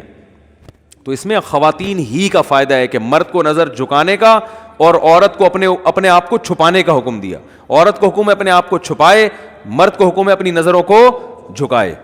تو اس میں عورت کا فائدہ ہے. اور اگر اس کے برعکس چلیں گے تو مردوں کا فائدہ ہے, دنیاوی عیاشی بڑھے گی, مرد کو رنگیاں رلیاں دیکھنے کو نظر آئیں گی, اس کی موج مستیاں ہیں, وہ نہ بیوی سے دل لگائے گا اور بار بھی 10 لڑکیوں سے تعلقات بدل کے دوستیاں لگائے گا. وہ ابھی کسی نے ایک کلپ بھیجا, چھوڑو پھر وہ ادھر ہی بات چلی جائے گی.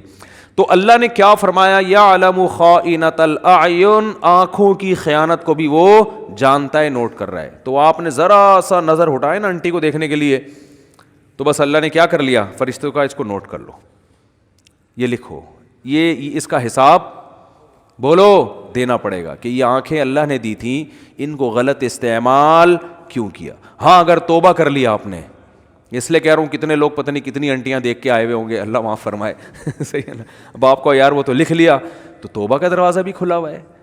جیسے برائی لکھی جاتی ہے نیکی بھی لکھی جاتی ہے. آپ نے بیٹھے بیٹھے ارادہ کر لیا, یہیں بیٹھے بیٹھے اللہ اب ہو گیا, آئندہ نہیں کروں گا, جتنا پچھلا ہوا معاف کر دے, یہیں بیٹھے ہوئے آپ کے دل کے ان خیالات کو نوٹ کیا جا رہا ہے. تو میں وہ حدیث کمپلیٹ کر کے بس بیان ختم کرتا ہوں.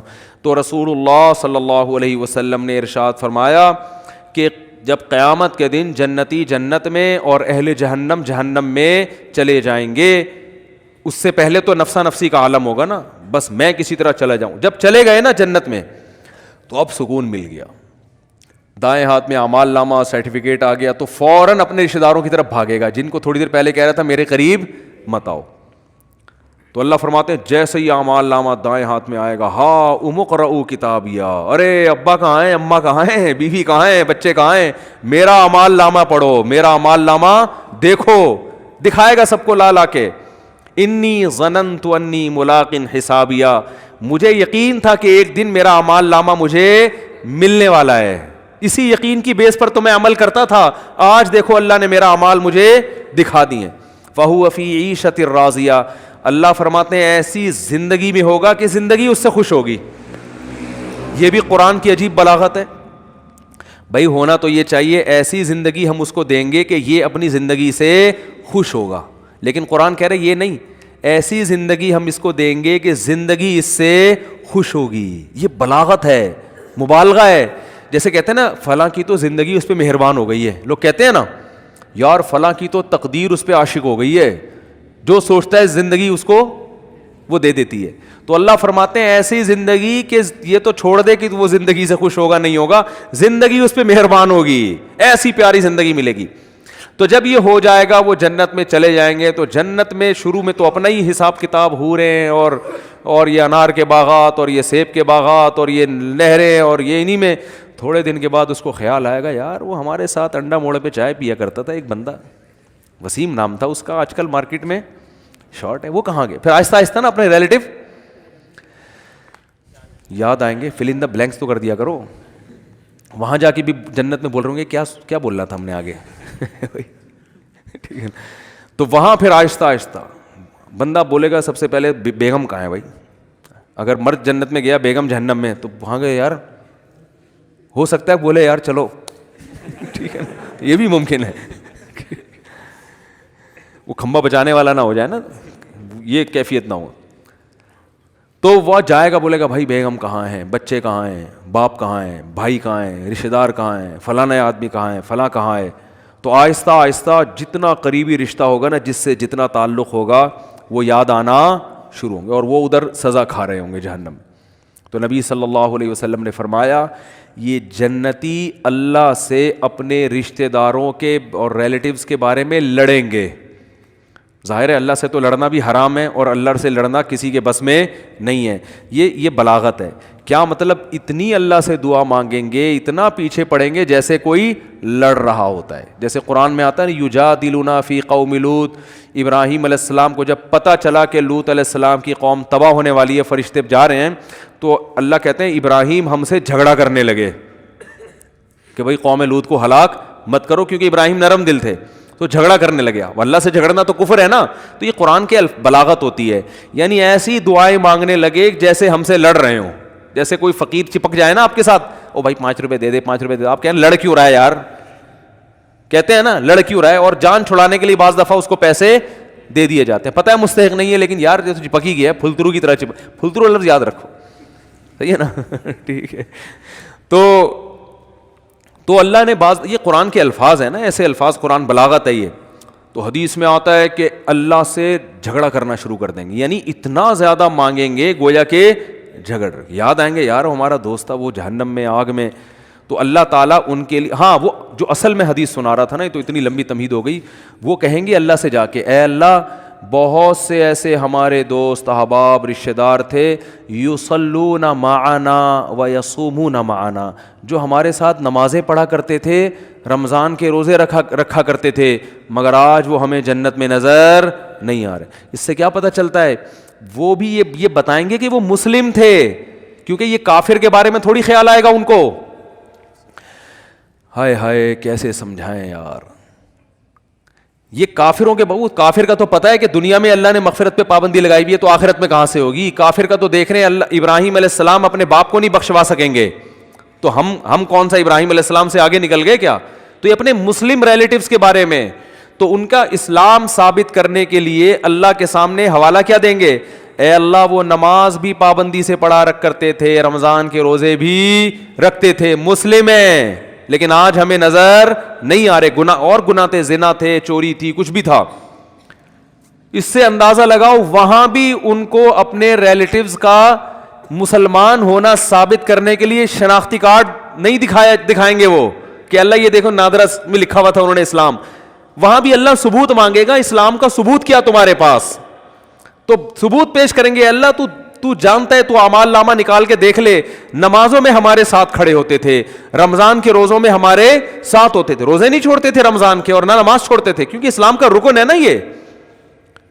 تو پھر اللہ حدیث میں آتا ہے حد بندی کرے گا. اچھا تو ایسا کرو جیسے حد بندی ہوتی ہے نا, گورنمنٹ جیسے بعض موقعوں پہ جیل کے قیدیوں کو چھوڑتی ہے, تو انتہائی سنگین نوعیت کے مجرموں کو رکھا جاتا ہے, اس سے کم درجے کے مجرموں کو چھوڑ دیا جاتا ہے, اور کچھ کو تخفیف کر دی جاتی ہے کہ بھائی ٹھیک ہے سزا تو تھی 14 سال, لیکن سفارش کی وجہ سے وہ کیا کی جا رہی ہے, 7 سال کی جا رہی. تو اللہ حد بندی کریں گے, کیونکہ کچھ ایسے نمازی ہوں گے چھوٹے موٹے گناہ تھے, کچھ چھوٹے تو گناہ کی وجہ پہ جہنم میں نہیں جاتا, یعنی کبیرہ جو دوسروں کی نسبت چھوٹے تھے, ایک آدھ دفعہ کبیرہ گناہ ہوا, توبہ نہیں کی, مر گئے, تو اللہ کہیں گے چلو ان کی سزا تو بنتی تھی, مگر میں تمہاری سفارش کی وجہ سے ان کو جہنم کی آگ سے نکال رہا ہوں. تو حدیث میں آتا ہے وہ نکال لیں گے, جنتی آرام سے بیٹھ جائیں گے, بھائی چلو نکل گئے, بھائی وسیم بھائی بھی آ گئے. وسیم بھائی بھی جنت میں بھی ہوں گے, ایسا نہیں ہو کہ وسیم کو آپ بولیں گے. تو میں جن وسیم کی بات کر رہا ہوں ان میں سے کوئی بھی میرا بیان اس وقت نہیں سن رہا. تو جنتی نکالنے کے بعد پھر کہیں گے, پھر تھوڑا عرصہ گزر جائے گا, پھر خیال آئے گا بھائی وہ تو اپنا دوست تھا یار, اس کو بھی تو نکالنا ہے بھائی. پھر حدیث میں آتا ہے نبی صلی اللہ علیہ وسلم فرماتے ہیں اللہ سے آ کے سفارش کریں گے. پھر حدیث کے ظاہری الفاظ یہی ہیں, اللہ سے کیا کہیں گے, ہمارے ساتھ نماز پڑھا کرتے تھے اور ہمارے ساتھ روزہ رکھا کرتے تھے. تو بے نمازی کا تو تذکرہ آ ہی نہیں رہا کہ جنت میں جائے گا. سمجھ میں آ رہی ہے بات؟ بے نمازی کا تو کہیں تذکرہ ہی نہیں آ رہا کہ بھئی اپنا اسلام تو ثابت کرو. تو حدیث میں آتا ہے کہ پھر اللہ تعالیٰ اور پھر حد بندی کریں گے, اور پھر کہیں گے چلو بھائی بے نمازی کا بھی آئے گا, بالکل اینڈ میں آئے گا وہ. یعنی یہ بھی یاد رکھیں گے اپنے نمازیوں کو کہ اللہ وہ تو مسلمان تھے, ہم ان کی گواہی دیتے ہیں اسلام کی. بالآخر یہ نکالتے نکالتے ختم. پھر نبی صلی اللہ علیہ وسلم نے فرمایا کہ نبی صلی اللہ علیہ وسلم سفارش کریں گے, کیونکہ آپ کے تو ریلیٹیو محدود ہیں نا, کسی کے 10 ہیں, کسی کے 15 ہیں, سب نکل گئے. بھائی اس سے کہیں اس میں نہ آئے کہ چلو ہمارے فلاں نے ہم کو نکال دیں گے, لیکن جائیں گے بھی تو, سزا بھی تو کھائیں گے بھائی. وہ تھوڑے دن کی تھوڑی ہے, وہ تو تھوڑی سزا بھی بہت ہے. تو سفارش تو ہوگی, شفاعت بھی ہوگی, یقینا برحق اہل سنت والجماعت کا عقیدہ ہے کہ شفاعت ہوگی. جہنم میں جس کو جتنی سزا اس کی بنتی ہوگی نا, کافر کے علاوہ کسی کو بھی پوری سزا ملے گی نہیں. جیسے دنیا کا قانون ہوتا ہے نا, اتنے سال قید با مشقت, وہ ریٹرن میں کچھ اور ہوتا ہے, پریکٹیکلی کچھ اور ہوتا ہے.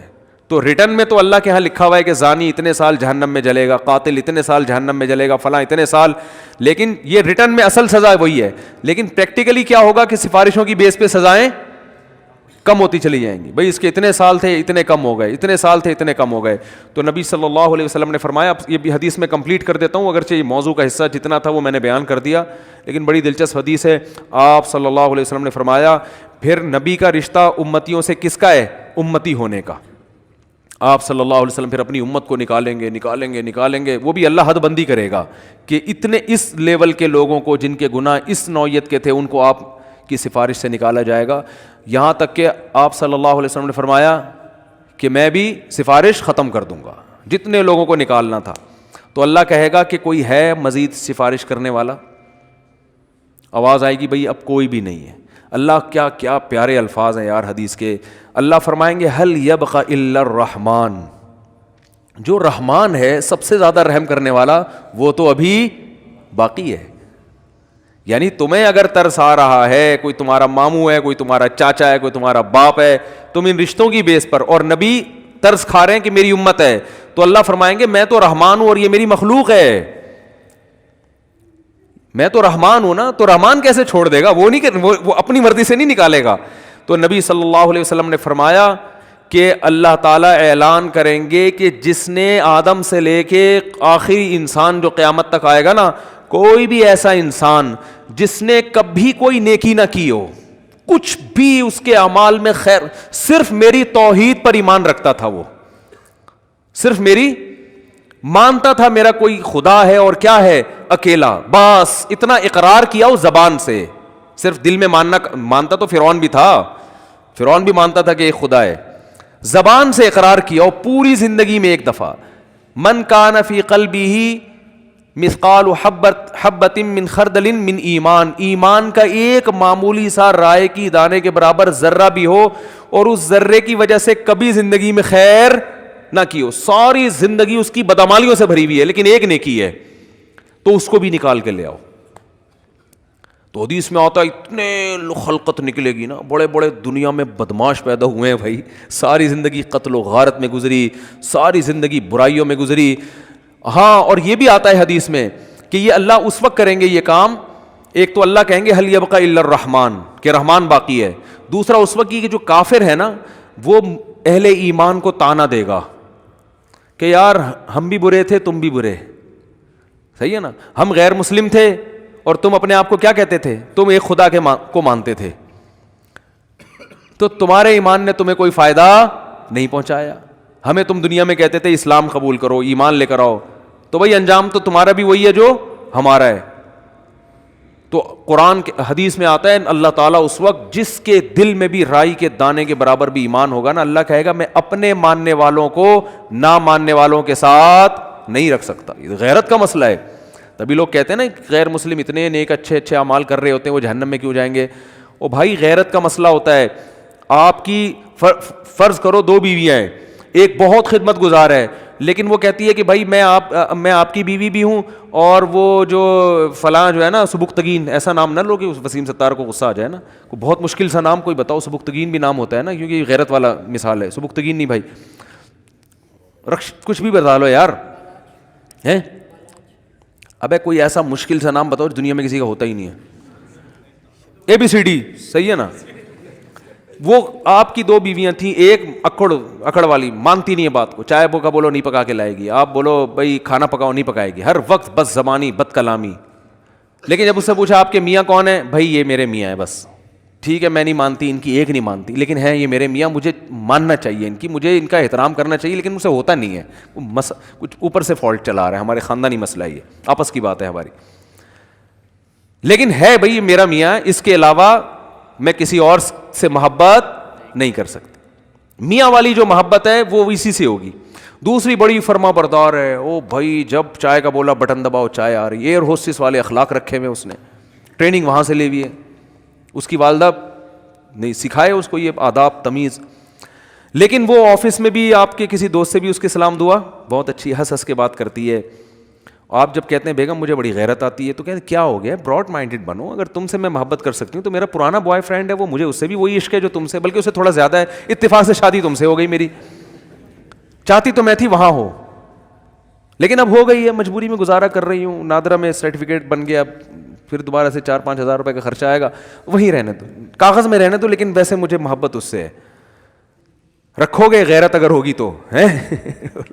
بولا کہ بھائی وہ جو ہے نا جو ایک ذرا بھی خدمت نہیں کرتی, کم از کم مجھے اطمینان ہے کہ صرف کس کو مانتی ہے, شوہر مجھے مانتی, اور یہ تو یہ اتنی وفادار ہے نا, تو وفادار تو میں گھر میں کوئی ماسی لا کے رکھ لوں گا, بٹن دباؤ اس سے زیادہ کام کرے گی. ماسیاں زیادہ کام کر لیتی ہیں نا. کیا ہو گیا بھائی, ماسی کو تو پوچھا لگانے کا بولو پوچھا لگائے گی, بیگم کو بولو پوچھا لگانے, تو کہے گی میں کیا پوچھا لگانے کے لیے آئی ہوئی یہاں پہ, اس لیے مجھ سے شادی کی تھی پوچھے لگوانے کے لیے. وہ تانا دے گی آ کر, ماسی تھوڑی تانا دے گی. تو بیوی کی ڈیفینیشن میں سب سے پہلے یہ کہ وہ آپ کے علاوہ کسی اور کو شوہر نہ مانتی ہو. باقی محبت کرے کسی سے, ابا سے باپ والی, بھائیوں سے بھائی والی, لیکن جو شوہر سے جس طرح کی محبت کی جاتی ہے, عشق کیا جاتا ہے, وہ صرف میاں ہی ہے.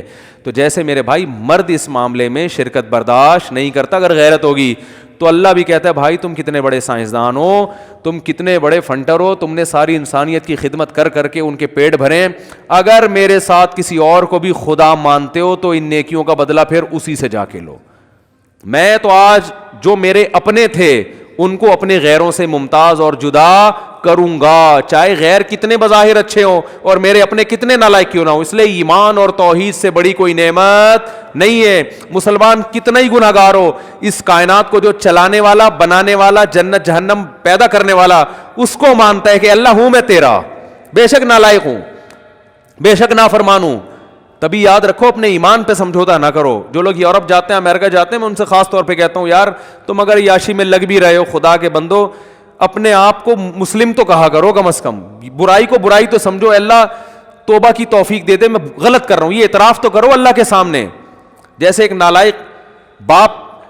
نالائق اولاد اپنے باپ کے سامنے اعتراف تو کرتی ہے, یار ہم ابا کے حقوق ادا نہیں کر سکے. کتنے لوگ ہیں والدین جب دنیا سے جاتے ہیں اولاد رو رہی ہوتی ہے, یار ابا کی ہم خدمت نہیں کر سکے, یار کوئی تلافی ہو سکتی ہے. تو نالائق اولاد تھی نا, لیکن ابا کو ابا تو مانا نا اس نے. تو یاد رکھو, جو اللہ کو اللہ ہی نہیں مانتا, یہ اللہ کے ساتھ شریک کرتا ہے, اس کے سارے اعمال قرآن کہتا ہے راکھ کے ڈھیر ہیں.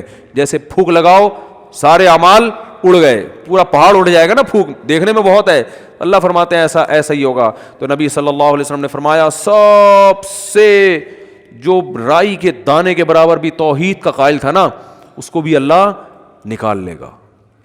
تو اس لیے جہنم میں صرف وہی رہے گا جو مشرک ہے, جو کفر پہ مرا, جو قرآن کا اللہ کے رسولوں کا انکار کرتا ہے.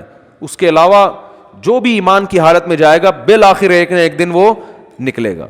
تو اس لیے میرے بھائی جو میں اصل حدیث سنا رہا تھا کہ جہاں بھی ایمان اور اسلام کی بات آئی ہے قرآن و سنت میں, وہاں نماز لازمی ساتھ میں چپکی ہوئی ہے. تو اس لیے آپ کو نماز تو پڑھنی ہی پڑھنی ہے, اس میں تو نو کا آپشن ہے ہی نہیں. یہ ثابت کرنے کے لیے ہم کیا ہیں, مسلم ہیں, مرد کو بھی عورت کو بھی. اور یہ صرف بر صغیر میں ہے, ملیشیا میں ہم نے دیکھا وہاں مسجدیں بھری ہوتی ہیں, سب نماز پڑھتے ہیں, خواتین بھی پڑھتی ہیں ساری, اسکارف لٹکے ہوئے ہوتے ہیں وہاں, بے شک وہ جاب کر رہی ہے ہوٹل میں, کچھ بھی کر رہی ہے, نماز کے ٹائم پہ عورت بھی آئے گی مسجد میں, اسکارف پہنے گی, پھر وہیں اسکارف نکال کے بھی چلی جاتی ہیں. ٹھیک ہے نا, جیسے ہمارے ٹوپیاں رکھی ہوئی ہوتی ہیں نا ایسے. افغانستان میں سب نماز پڑھتے ہیں, سعودی عرب میں سب نماز پڑھتے ہیں, دبئی میں عرب کے کیسے کیسے عیاش ہیں, نماز کے ٹائم پہ سارے ایسے لگے گا جیسے ان سے بڑا نیک دنیا میں کوئی ہے ہی نہیں. بادشاہ نماز پڑھتے ہیں, وزیر نماز پڑھتے ہیں. ہمارے ہاں ایک بہت بڑی لعنت ہے کہ ہوگا مسلمان اور اپنے آپ کو مسلمان بھی کہتا ہے, نماز کے وقت میں غائب. تو اس لیے امام احمد ابن حنبل جو بہت بڑے مجتہد ہیں, ان کا یہ فتویٰ ہے کہ ایک نماز بھی جو جان بوجھ کر چھوڑ دے گا اسلام سے خارج ہو جائے گا. وہ اگرچہ جمہور کا یہ فتویٰ ہے کہ خارج نہیں ہوتا, کفر کے قریب ہو جاتا ہے وہ, لیکن امام احمد بن حنبل کی کوئی کم حیثیت تو نہیں ہے نا. سعودی عرب میں انہی کو فالو کیا جاتا ہے. شیخ بن باز, شیخ صالح العثیمین سعودیہ کے مفتی اعظم رہے ہیں, ان کا فتویٰ اب تک چلا یہی آ رہا ہے کہ ایک آدمی اگر فجر کی نماز کے لیے الارم نہیں لگاتا, اس نے صبح 8 بجے آفس جانا ہے, رات کو سویا صبح 8 بجے کا الارم لگا کے, تو یعنی اس نے پکا ارادہ کیا ہوا ہے کہ میں نے فجر میں نہیں اٹھ رہا. ایک تو ہوتا ہے نا آنکھ کھلی نہیں, ارادہ تو تھا نہیں کھلی آنکھ, پکا ارادہ کیا ہوا ہے. انہوں نے کہا یہ اسی وقت مرتد ہو جائے گا, کیونکہ اس نے پکا ارادہ کر لیا ہے نماز کے قضا کرنے کا, پکا ارادہ. وہ یہاں تک ان کا فتویٰ ہے کہ مرتد ہو جائے گا اس کو اگر توبہ نہیں کرتا اور توبہ کا اعلان نہیں کرتا باقاعدہ, تو اس کو مسلمانوں کے قبرستان میں دفن کرنا بھی جائز بولو نہیں ہے, اس کا نکاح بھی ٹوٹ گیا. اگرچہ جمہور اس کو نہیں مانتے, لیکن امام احمد بن حنبل کی بھی تو ایک بڑی ویلیو ہے نا, اور عبداللہ بن مسعود کی بھی کم ویلیو نہیں ہے. وہ فرماتے ہیں ہم نبی کے دور میں کسی بھی جرم کو یہ نہیں سمجھتے تھے کہ انسان کافر ہو جاتا ہے, نماز کو ہم یہ سمجھتے تھے کہ کوئی چھوڑ دے تو اسلام سے خارج ہو جاتا. تو اس لیے عرب میں شراب پینے والا بھی نماز پڑھتا ہے, کیونکہ مسلمان میں بہرحال کچھ بھی ہو اسلام کا نام اپنے آپ سے ہٹانا پسند نہیں کرتا. اور آج ہم نے دیکھا ہے مسجدوں کے 7 گھر ہیں, نماز کے لیے نہیں آ رہے, اور سفر میں تو نمازیوں کو دیکھا ہے نمازیں چھوڑتے ہوئے. ذرا آج کل پیپر ہے تو جی چھوڑ دو نماز. بھائی پیپر میں نماز چھوڑنا کہاں سے جائز ہو گیا؟ جاب میں باس کی طرف سے اجازت نہیں ہے آپ چھپ کے نماز پڑھیں, آپ کہیں کرسیوں کے پیچھے چھپ جائیں, کہیں بھی کریں. میں تو یہاں تک میں نے لوگوں کو مشورہ دیا, بعض جو غیر مسلم کنٹریز میں لوگ وہ کر رہے ہیں نا, جاب کر رہے ہیں باس کی طرف سے بعض جگہوں میں, ورنہ وہاں پرمیشن ہوتی ہے, اجازت نہیں ہے, تو میں ان سے کہتا ہوں بھائی کہیں بھی چھپ کے چلے جاؤ, کچھ بھی کرو, اگر نہیں پرمیشن ملتی چھپ کے بھی نہیں پڑھ سکتے تو جاب چھوڑ دو. بس جاب کیا کرو, چھوڑ دو. جاب نہیں, پھر جاب جائز نہیں آپ کے لیے. فرض نماز تو پڑھنی پڑے گی, آپ جاب ہی نہیں کر سکتے. آپ کہیں بھی جاؤ, کہتے ہیں کہاں جا کے, میں بھائی واش روم میں پڑھ لو, واش روم میں پڑھ لو. واش روم کا مطلب یہ نہیں کہ وہ فلش کے اوپر, وہ تو جگہ کا پاک ہونا ضروری ہے نا. انتہائی آخری درجہ یہ ہے کوئی مصلی رکھو اپنے ساتھ تاکہ جگہ پاک ہو. یہ ایسا نہیں کہ واش روم میں نماز پڑھنا شروع کر دیں, حرام ہے, ناجائز ہے واش روم میں نماز پڑھنا. لیکن اگر کوئی صورت نہیں بنتی, کچھ بھی نہیں ہے, جائے نماز لے جاؤ بھائی چھپ کے, جہاں نہاتے ہیں نا جس جگہ پہ, اس جگہ مصلی بچھا کے نماز پڑھ لو. ٹرینوں میں نماز نہیں چھوڑ سکتے آپ. میں تو کوئی زیادہ نیک آدمی نہیں ہوں, لیکن ایک دو واقعات میں لوگوں کو صرف موٹیویٹ کرنے کے لیے. ایک دفعہ ہم بہاولپور سے چڑھے ٹرین میں. جب میں ٹرین میں چڑھا ہوں بہاولپور سے تو فجر کی نماز کا ٹائم ہو رہا تھا, اور رش اتنا تھا. حاجیوں کی اس وقت فلائٹیں بہت جا رہی تھیں, کراچی سے ہی جاتی تھیں, ملتان نہیں, ایئرپورٹ نہیں بنا تھا اس وقت. تو اتنا رش تھا کہ جیسے ہی ہم ٹرین میں چڑھے ہیں تو اب پتہ چل گیا کہ بس ایسے بالکل سیدھے, جگہ ہی نہیں, رش اتنا زیادہ. اب فجر کی نماز, وضو میں نے پہلے کر لیا تھا احتیاطاً, تو اب وہاں میں نے کہا بھائی نماز پڑھنی ہے. لوگوں نے کہا یہاں جگہ نظر آ رہی ہے, صوفی صاحب. لوگ پھر تانے دینا شروع کر دیا, بھائی صوفی تو نظر نہیں آ رہا ہے, یہاں کوئی نماز پڑھے گا, پاگل ہو رہا ہے. اچھا سفر میں لوگوں نے کہا بھائی سفر میں معاف ہے, بعد میں توبہ کر لینا, قضا پڑھ لینا. یہ بڑے اچھے الفاظ ہوتے ہیں لوگوں کے نا, یعنی ان کی نظر میں کہ توبہ کر لینا. او بھائی توبہ تو کہاں سے؟ اگر ایسا ہی ہوتا تو اللہ کہتے نماز پڑھ لو, نہیں پڑھتے تو توبہ کر لینا. پڑھنی ہے, قضا نہیں کرنی ہے. ان الصلاۃ کانت علی المؤمنین کتابا موقوتا. اگر نماز چھوڑنے کی میرے بھائی کہیں گنجائش ہوتی تو میدان جنگ میں لڑتے ہوئے جب گولوں کی گھن گرج اور تلواروں کی چمک ہو, اس میں اللہ اجازت دے دے گا قضا کر لو. وہاں اجازت نہیں دی ہے. اللہ نے فرمایا نہیں کوئی صورت بنتی, سواری پہ بیٹھو, گھوڑے کا جہاں رخ ہے اسی طرف رخ کر کے نماز پڑھو. وہاں اجازت نہیں دی. اور آگے اللہ نے اس کی وجہ بیان کی ہے کہ میں اس لیے کہہ رہا ہوں یہاں پڑھنی ہے کہ نماز صرف پڑھنے کا حکم نہیں ہے. ان الصلاۃ کانت علی المؤمنین کتابا موقوتا. نماز مومنین پر مقررہ اوقات میں فرض ہے. یہ اس لیے جواب دیا کہ آپ کہہ سکتے تھے اللہ جب جنگ ختم ہو جائے گی پھر پڑھ لیں گے نا آرام سے خشوع و خضوع کے ساتھ. ابھی جنگ ہو رہی ہے, اللہ ابھی کیا ضرورت, جب جنگ ختم ہو جائے قضا پڑھ لیں گے بعد میں, ٹائم گزر جائے گا, پھر بہت ڈبل سجدہ کریں گے ہم, بہت لمبے لمبے قیام کریں گے. اللہ فرماتے ہیں نماز مقررہ اوقات میں فرض ہے, وہ ٹائم گزر جائے گا اگر جنگ ختم ہونے کا انتظار کرو گے. بہت مشکل ہے بھائی, نہیں آ رہی سمجھ میں تو جیسے زندگی کو فرشتے بہت اچھی طرح سے اردو میں بھی سمجھا دیں گے. قبر میں وہ کہتے ہیں میں نہیں بتاؤں گا, تو لوگوں نے کہا اب تو آپ کو سب بتانا پڑے گا. اور حقیقت ہے میں ان کا کسی کا مذاق نہیں اڑا رہا, سب کے ساتھ ہوگا. جو بھی کہتا ہے میں نہیں بتاؤں گا, تو جب دنیا سے جائے گا تو سب کچھ بتانا پڑے گا, اس کو سب بتانا پڑے گا بھائی. تو میدان جنگ میں اللہ کہہ رہا ہے کہ نماز مومنین پر مقررہ اوقات میں فرض ہے. تو میں ٹرین میں کھڑا ہوا تھا, میں نے کہا, انہوں نے کہا بھائی یہاں تو جگہ نہیں ہے. اچھا میری عمر بھی زیادہ نہیں تھی تو وہ ایسی تھوڑی عمر ہو تو لوگوں میں روب بھی ہوتا ہے نا. ہم نے کہا کوئی جگہ نہیں ہے. میں نے کہا تو پڑے گا بھائی, کیونکہ ہم تو کیسے چھوڑ دیں بھائی, اور سنتیں اب چلو مجبوری ہے چھوڑ دیتا ہوں, 2 فرض تو پڑھنے ہیں. لوگوں نے کہا جگہ نہیں ہے. میں نے کہا جگہ بن جائے گی, کیونکہ فرض جو نماز میں فرائض ادا کرنا بہت آسان ہے. تو میں نے کیا کیا, وہ جگہ چونکہ لوگوں کے چپل تھے تو اس میں خطرہ تھا کہ ناپاک ہوگی, تو ایک چادر تھی میرے پاس, وہ میں نے ایسے نیچے ڈال دی, بچھانے کی بھی جگہ نہیں تھی. نیت باندھ لی, اندازہ پہلے لگا لیا تھا قبلہ کس طرف ہے. نہیں تو آپ آج کل تو موبائل پر ایسی ایپس آ رہی ہیں, اس سے فوراً پتہ چل جاتا ہے قبلہ کس طرف ہے. اندازہ تھا مجھے, رخ کیا ہم نے. اب یوں کرنے میں تو کوئی نہیں رکاوٹ ڈالتا نا, یوں کرو, نیت باندھ لو بھائی. اگر ہاتھ اٹھانے کی بھی جگہ نہیں ہے تو ہاتھ نہ اٹھاؤ, یہ رفع الیدین تو کوئی واجب نہیں ہے. اللہ اکبر کہہ لو اور نیت باندھ لو. ہاتھ باندھنے کی جگہ نہیں, ہاتھ چھوڑ کے کھڑے ہو جاؤ بھائی. سورہ فاتحہ پڑھی, سورت ملائی. رکوع میں جب آپ رکوع کریں گے تو میں سوچتا تھا W11 کتنی بھی بھری ہوئی ہو, کنڈکٹر جب ایک دروازے سے چڑھ کے دوسرے دروازے پہ کرایہ لے کے نکل سکتا ہے تو ہم اتنے رش میں صرف ایک رکوع کی جگہ ہمیں کیوں نہیں بن سکتی. تو رکوع ہم نے کیا, جھکنا ہے نا رکوع میں, بس جھک جاؤ, بس لوگ خود بخود سائڈ پہ ہو جاتے ہیں بھائی. اس کے بعد آپ جب سجدہ کرو تو سجدہ نام ہے, ویسے تو پراپر سجدہ کرنا چاہیے. جگہ نہیں ہے تو بھائی ماتھا کسی طرح زمین پہ ٹکانا ہے, آپ ماتھا زمین پہ ٹکا دیا جا کے. تو 2 رکعت تمیز سے الحمدللہ پڑھ لی, کھڑا ہو گیا میں. پھر لوگوں نے کہا یار یہ, میں نے کہا ہو گئی, بس 2 فرض پڑھنے تھے, ہو گئے, ایسی کی تیسی, جو مرضی کرنا ہے, جو اکھاڑنا ہے اکھاڑ لو. صحیح ہے نا, کیونکہ تمہیں تو خود چاہیے جگہ دو نا. اور بعض دفعہ لوگوں کو شرم آ رہی ہوتی ہے, ہم سب کے سامنے نماز پڑھیں گے, لوگوں نے کہ تو بہت بڑا صوفی ہے.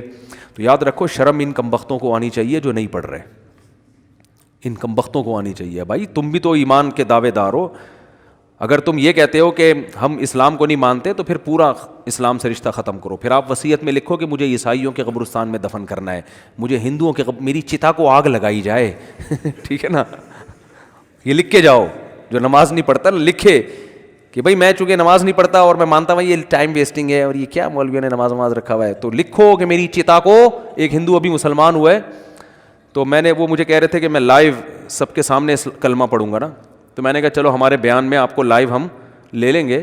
وہ بیان سنتے تھے, اللہ کا شکر ہے وہاں انڈیا میں ان کو ایمان کی توفیق ملی, تو ہندو ہونے کے باوجود میرے بیان بڑے شوق سے سن رہے تھے, کہہ رہے ہیں سنتے سنتے میرا دل کیا کہ میں مسلمان ہو جاؤں, اللہ تعالیٰ قائم رکھے. تو میں نے کہا لوگوں کو موٹیویشن ملے گی, تو انہوں نے کہا میں سب کے سامنے. پھر مجھے خیال آیا بھائی اتوار میں تو ٹائم ابھی ہے, زندگی کا کوئی بھروسہ نہیں ہے. میں نے کہا اگر آپ اس سے پہلے مر گئے, انہوں نے کہا بات تو ٹھیک ہے. میں نے کہا پھر فون پہ ہی کلمہ پڑھو. تو انہوں نے کلمہ تو پڑھ لیا ماشاء اللہ, مسلمان ہو گئے, بیان بھی سن رہے ہیں. لیکن انہوں نے کہا میرے لیے سب سے بڑی آزمائش یہ ہے کہ ہندوؤں میں جب ماں کا انتقال ہوتا ہے تو بڑا بھائی ہے جو چتا کو سب سے پہلے آگ لگاتا ہے. میں سب سے بڑا ہوں اور میری ماں کی طبیعت بہت خراب ہے, بظاہر ایسا ہی لگتا ہے کہ وہ دنیا سے جانے والی. تو میں نے تو ان کو سمجھایا اپنی ماں کو مسلمان کر لو. کہہ رہے وہ نہیں ہوگی, وہ نہیں ہوتی. تو کہنے کا میرے لیے مسئلہ یہ ہے کہ ان کے انتقال کے بعد چتا کو آگ سب سے پہلے میری ذمہ نہیں لگائی تو پورا خاندان کھڑا ہو جائے گا. اب ان کا کیس چل رہا ہے, میں نے ان کو مولانا کلیم صدیقی صاحب کا نمبر دیا ہے ہندوستان میں کہ ان سے رابطہ کریں, وہ آپ کی مدد کریں گے. تو ہندو تو چتا کو آگ لگاتے ہیں بھائی جو نماز نہیں پڑھتے. تو آپ بھی اگر نہیں مانتے نماز کو, جو زیادہ تر یہ فواد چودھری معذرت کے ساتھ اس طرح کے لوگ بار بار علماء کو برا بھلا کہہ رہے ہوتے ہیں نا, ان سے کو آپ وصیت لکھو کہ میرے مرنے کے بعد کوئی مولوی میری جنازے کے قریب نہیں آئے گا, میری نماز جنازہ کوئی مولوی نہیں پڑھائے گا. تو یہ سب پھر مولوی سے اگر آپ نے دستبرداری کا اعلان کرنا ہے تو پھر پورا مولوی لیس ہو جاؤ آپ, صحیح ہے نا. تو اپنے مفاد کے لیے مولانا آ رہے ہیں, نکاح پڑھانے کے لیے مولانا آ رہے ہیں, چلو نکاح تو عدالتیں بھی پڑھا دیتی ہیں, جنازے میں سب سے زیادہ تو آپ پھر اپنا جنازہ پڑھواؤ, یا تو پڑھواؤ ہی نہیں, کیونکہ تو مولویوں نے ہی بتایا نا جنازہ ہے, یا تو پڑھواؤ نہیں. اگر پڑھوانا ہے تو مائیکل جیکسن ٹائپ کا کوئی آدمی ہونا چاہیے, لبرل بالکل, جو موسیقی کا, کیونکہ آپ نے یہ بھی ایک دفعہ ارشاد فرمایا تھا کہ علامہ اقبال بھی موسیقی سنتے تھے, قائد اعظم بھی, مولویوں کی طرح تھوڑی تھے عجیب سے. تو پھر کوئی ایسا ہی گلوکار ملک کا جو سب سے بڑا ڈانسر ہو, وہ آپ کا نماز جنازہ مٹک مٹک کے پڑھائے. پھر اللہ سے دعا کرو بھائی, نماز سے اللہ ہمارا رشتہ قائم کر دے. تو اذان پر ابھی بیان باقی ہے کہ اتنی اللہ کو یہ عبادت پسند ہے نا کہ پیدا ہوتے ہی اللہ کان میں اذان کہلوا دیتے ہیں. اس کے بعد جو ندائیں صبح فجر میں آواز گونجتی, اللہ اکبر اللہ اکبر, حی علی الصلاۃ, الصلاۃ خیر من النوم, پھر اللہ کہتے ہیں ظہر میں دوبارہ یاد دلاؤ. مؤذن کو کہتے ہیں جا بھائی اسپیکر پہ بٹن آن کر, بولتا رہے بس تو. لوگ کہیں گے کہ یار جب نماز کا ٹائم ظہر کا 1:05 ہے تو بتانے کی ضرورت کیا ہے. اللہ کہتے ہیں ان کی باتوں میں مت آنا. 1:05 ہے تو 1:45 پہ بتا دینا ان کو کہ 15 منٹ رہ گئے, 20 منٹ رہ گئے. فجر کا ٹائم روزانہ اناؤنس ہوتا ہے, آج 6:30 پہ, آج 6:45 پہ اناؤنسمنٹ ہوتی رہے گی. اللہ کہتے ہیں اتنی اناؤنسمنٹ کافی نہیں ہے, ہر دفعہ پوری اذان ہوگی, حی علی الفلاح, آؤ کامیابی کی طرف, آؤ نماز کی طرف. حج میں اعلان نہیں ہوگا, رمضان کا اعلان نہیں ہوگا, اعلان کرنے والوں کو برطرف کر دیا, ہلال کمیٹی سے نکال دیا, ٹھیک ہے نا. نماز کا ہر دفعہ اعلان ہوگا, اور اتنی اذانیں ہوتی ہیں نا پوری دنیا میں کہ ایک سیکنڈ کے لیے بھی دنیا اذان سے خالی نہیں ہوتی, دی جا رہی ہے اس وقت سے. تو یہ اس لیے کہ اللہ کی نظر میں اس کی اہمیت اور ویلیو بہت زیادہ. اللہ کہے گا ابھی اس مؤذن کو کہے صرف ان کو سناؤ, زبردستی کسی کو لے کے نہیں آؤ مسجد میں, ابھی زبردستی کا ٹائم نہیں ہے, ابھی حساب و کتاب کا ٹائم نہیں ہے. تم نے حی علی الصلاح حی علی الفلاح کہہ دیا, اللہ کی کبریائی بیان کر دی, ان کی مرضی آئے نہ آئے. تم گھر تک تھوڑی جاؤ گے بیل بجا کے, بھائی میں نے تمہیں حی علی الصلاح کا تمہیں سمجھ میں نہیں آیا کیا, انگلش میں بتاؤں میں تمہیں؟ نہ نہ, مؤذن کے لیے جانا کیا ہے, ناجائز. علماء نے لکھا ہے کہ جب اذان ہو جائے نا تو کسی اور طرح سے دعوت دینا جائز نہیں ہے, کیونکہ یہ اللہ کی دعوت کمپلیٹ دعوت ہے. اب آپ اخپل طریقے سے مائک بھونپو ہاتھ میں لے کے لوگوں بلانے, جیسے بعض جگہوں پہ ہم نے دیکھا مسجدوں میں اذان ہو جاتی ہے, پھر ایک اردو میں اذان شروع ہو جاتی ہے, حضرات اذان ہو گئی ہے, مسجد میں اتنے بجے ٹائم ہے, آپ کو بتایا آپ آ جائیں, مرنا ہے ایک دن اٹھنا ہے, وہ پورا پروگرام شروع ہو جاتا ہے نا. چلو زندگی میں کبھی ایک آدھ دفعہ ہو جائے تو ایک الگ بات ہے, لیکن مستقل بنیادوں بھی بعض مسجدوں میں ہو رہا ہے. ہمارے چھوڑو رہنے دو. تو اس لیے علماء نے کہا اللہ نے پراپر رکھی اس لیے کہ اب دوبارہ کسی اور دعوت کی ضرورت نہ ہو. تو اب اللہ کہتے ہیں اب آنا ہے آ, نہیں آنا نہیں آ, یہ حساب میں آخرت میں لوں گا کہ تو اتنا ڈھیٹ 1400 سال سے فضاؤں میں ہر نماز کے ٹائم پہ یہ ندا گونجتی ہے, نہ سردیوں میں اس میں ناغا ہوتا ہے نہ گرمیوں میں ناغا ہوتا ہے, نہ راتیں لمبی ہوں تو ناغا, نہ راتیں چھوٹی ہوں, حتیٰ کہ سفر میں بھی اذان کا حکم ہے. اذان کہو, پھر جنگل میں اکیلے نماز پڑھ رہے ہو اذان کہو. یہ ایسی اللہ کو ندا پسند ہے بھائی, یاد دہانی لازمی کراؤ. تو اس لیے بھائی یہ بار بار دعوت, اذان کی اہمیت نہیں پتہ چلتی, اس سے نماز کی اہمیت پتہ چلتی ہے. تو عزم کرو زندگی میں کچھ بھی ہو جائے نماز قضا نہیں کرنی. جو جماعت کی نماز کے عادی نہیں ہے وہ کم از کم اتنا کر لیں کہ پہلا اسٹیپ یہ ہے کہ قضا نہیں ہونے دینا کسی صورت میں. پھر اگلا اسٹیپ کیا ہے, جماعت نہیں چھوڑنی کسی صورت میں. وہ جماعت اصل تو نماز ہے ہی جماعت سے, اور اگر کبھی چھوٹ جائے نا تو توبہ کرنی ہے اور اس کو قضا کر کے اگلی پڑھنی ہے. پہلے اس کی قضا پڑھنی ہے پھر اگلی, اور کچھ جرمانہ بھی رکھیں اپنے اوپر. سمجھتے ہو کہ نہیں سمجھتے؟ اللہ تعالیٰ سمجھنے کی عمل کی توفیق عطا فرمائے. مجھے بہت ضروری کام سے کہیں جانا ہے, تو پھر سوالات انشاءاللہ اگلے بلیٹن میں.